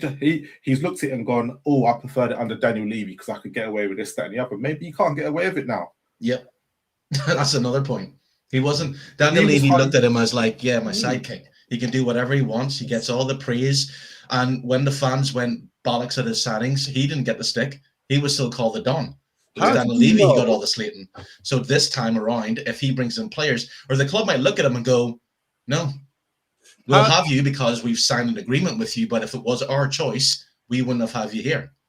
I just don't if we get Paul Mitchell in, I'll be happy with that. But I liked him more. But I just think it's a signal. What if the club are trying to keep him? Do you know what I'm saying? Has anyone thought about that? What if Vina is begging him to stay? Do you know what I'm saying? Like, please, bro, don't go. Like, we need you. Like, at least give us January to the end of the window because we're not going to be able to get a DOF in quickly and have a January window what we've been promising these fans about marquee signings and high wages and all of this. If you go, the whole project's tits up. But on a marquee signing, Ash, on a marquee signing, I'm going to sit there and say, you do not need a director of football to go tell you which players are bloody good or not if you're going to go make a marquee signing. Yeah, but I'm sorry, but you do, because when you got your hand... No, but then it's not a marquee... but even though, like for us, most people clearly see... close deals. Yeah, but he can't close deals. He couldn't even close a deal. Again, listen again, but you're not listening. Lange and Paratici were trying to close deals under an old ownership. Let's see what this new ownership is going to throw at us, because you're sitting there saying Lange couldn't throw a deal, but it could be all down to what Levy put in there at the last minute. Like everyone has always said, you complained about Levy for years. And now you're saying this person can't do that. And every director of football complained about Levy. Here's the thing as well about Paratici. If you look at those players you brought in, now correct me if I'm wrong, wasn't Romero originally brought in a loan? He wasn't a full buy? Wasn't he a loan to start off with an obligation to buy? Yeah. Kulusevski, obligation with a loan to buy. I think Bentancur was 23 million. He was hamstrung by Levy. Say raw. Yeah, but no. Why is Paratici hamstrung? But that's by what I'm Levy? saying. Why is Lange hamstrung by Levy? Maybe Daniel Levy looked at Paratici and went, right, you're fit for me because you're not going to be asking for 80 million. You're going to be getting loan players and loan deals and wheeling and dealing. Because the signings that he made, like, was Romero a star, like a true star before he came to Spurs? Was when Bentancur and Kulusevski came to Spurs, did any fans went, I can remember fans going, who are they? And he went back to Juventus. So Paratici might look like he knows players, but he knows players because he's at Juventus and he wanted those players. But Sarr came in a year later after Spurs bought him. Conte didn't like him. Gale was meant to be the next best thing. Didn't work out. Did he sign Emerson Royale? He was meant to be the best thing. Oh, but there's no disagreement there, Orion, about that, because I don't really like him. I don't want it, but I think it's just the fact that this guy knows about how to be in a top club as Juventus.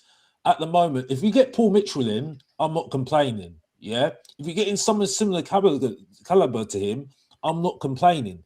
But if you're leaving Johan Lang and Vinay, ironically, I spoke about this on Mr. Box Office TV Alex, on my channel. That's going to be the as mistake. soon as when people saying we're sleeping giants after Daniel Levy leaving, when I said that you're leaving Charrington, you're leaving Charrington that we don't really care about, leaving Vinay and leaving Johan Lang, who's not even past his apprenticeship yet, right? Who's done badly at Aston Villa. Look how good Aston Villa are without him now, right?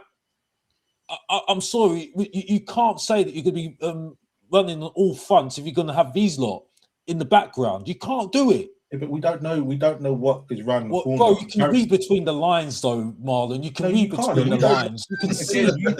Alex, you can read between the lines and the lines and the lines. We don't know why Paratici's leaving. Okay, we have no idea. None of us do at this present moment. But you can read between the lines, though, Marlon. But like I said, how do you know it's not down to the conditions that Daniel Levy had him working under to this new ownership? How did you know you might be right, but there are other ways as well, because you know that Paratici wouldn't be leaving Tottenham if there was something going on at Tottenham.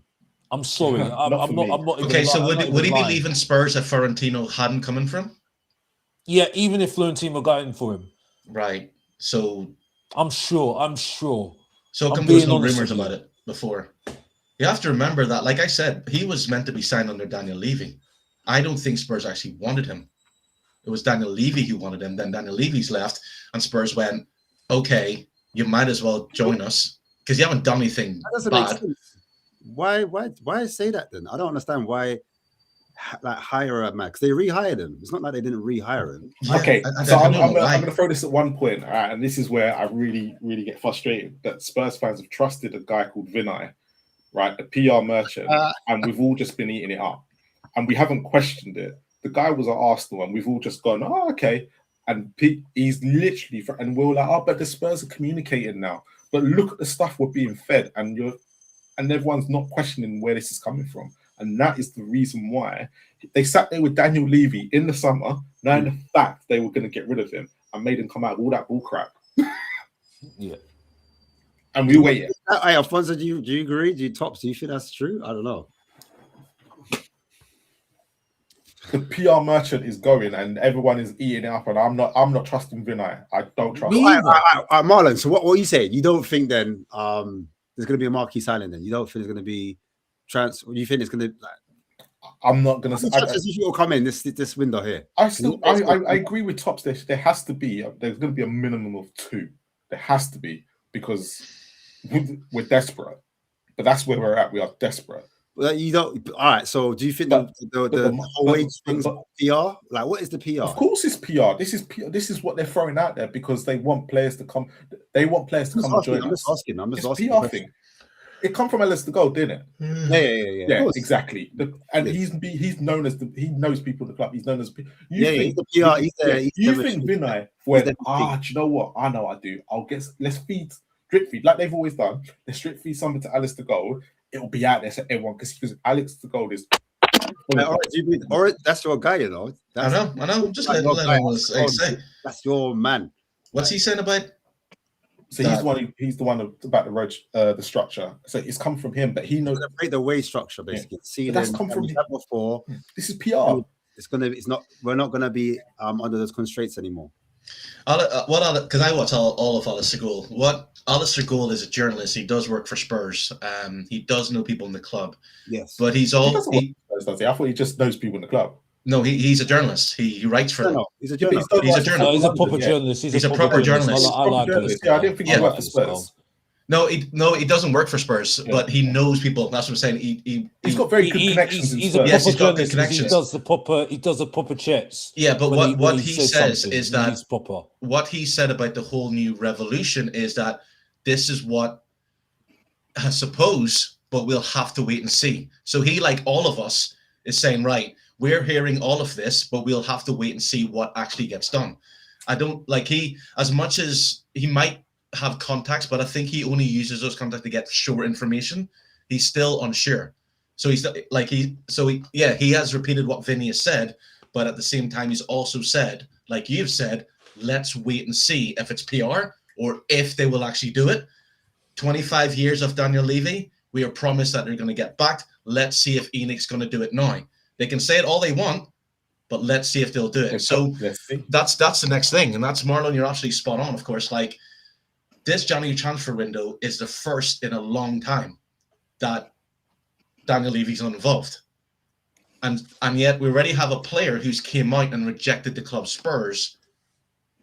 If Daniel Levy was there, it would have been bald cunt, didn't offer him enough money. But now we're seeing Semedo rejecting the club. To be fair, Oren, to be fair, Semenyo wouldn't have rejected. Semenyo would have rejected us at the end of the window. We'd even been linked to buying him now. Wait. To be fair, Semenyo, we were linked with him last window, and he rejected our 50 million, or Bournemouth rejected our 50 million. Bournemouth rejected it because they signed him the new contract. Yeah. So, and Daniel Levy was in charge, but we had a chance. And I always said, those type of clubs, you have to kind of offer above the asking price. So 50 million, because remember, they rejected Manchester United as well. So if we really wanted Semenyo, in my opinion, you offer a little bit more to get that deal done. Do you understand? And now it's 65 million. So that means that's the price that they were wanting. They were only willing to go to 50 million and they walked away from it. Yeah, I don't think Semenyo wants to come on a personal level. No. But now he does because he doesn't want to come now because of competition. Because before there wasn't a Man City, there wasn't Chelsea, there wasn't Liverpool or Arsenal looking. Do you understand? Before it was just between us and Man United. So my point I'm making is, if we had coughed up, because I've seen Chelsea cough up, I've seen Man United cough up. Even back in the day, I saw Newcastle cough up. Especially when it comes to wages. That's how they got players over us. I remember Damien Duff, I always go over this one. But I remember he went to Newcastle over us. That frustrated me. Do you know what I'm saying? To Newcastle.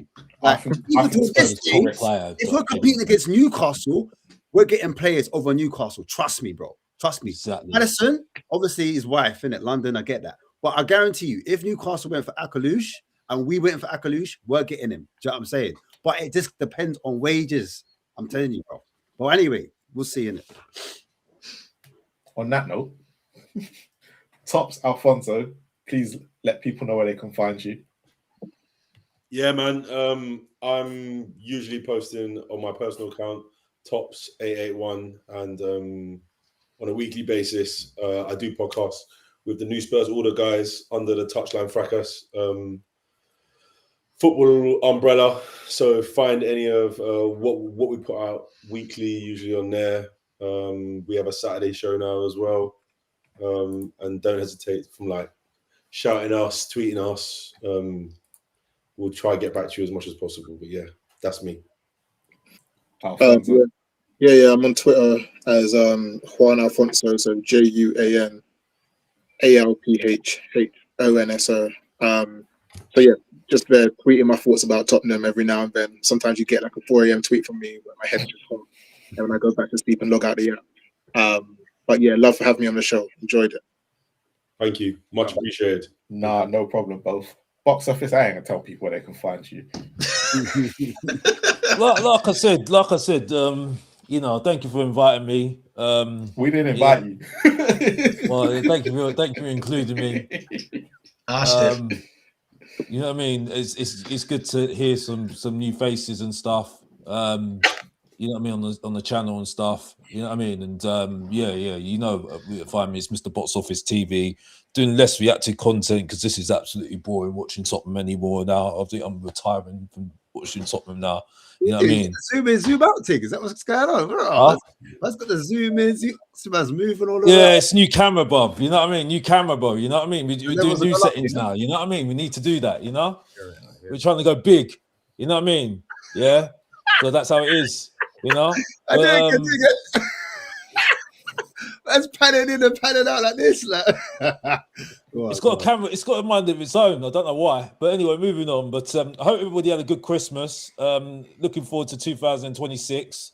Enjoy yourselves and stuff, you know what I mean? And yeah, just yeah, that's it really. Yeah, that's all I can say. And yeah, that's it. Yeah, take care. Yeah, take care, guys. Oren, just on here. That's where you can find me. Just here, every Monday at 7 o'clock. 10 o'clock. 10 o'clock. Yeah, I keep thinking 7. And things must be working right because Marlon's actually agreeing with me. I like these new Mondays. 2 years of doing Tuesdays, Marlon never agreed with me. But Monday, here, I know what it is. Daniel Levy has changed that man. That is, he's changed him. He's got him smiling, agreeing. I've never seen he smile so much when Spurs have lost. Laughing, having a good time. He hates Daniel Levy so much that even an ex-Arsenal chairman, he's not even talking about him. Like, he tries. Nah, it's been good year, and fun.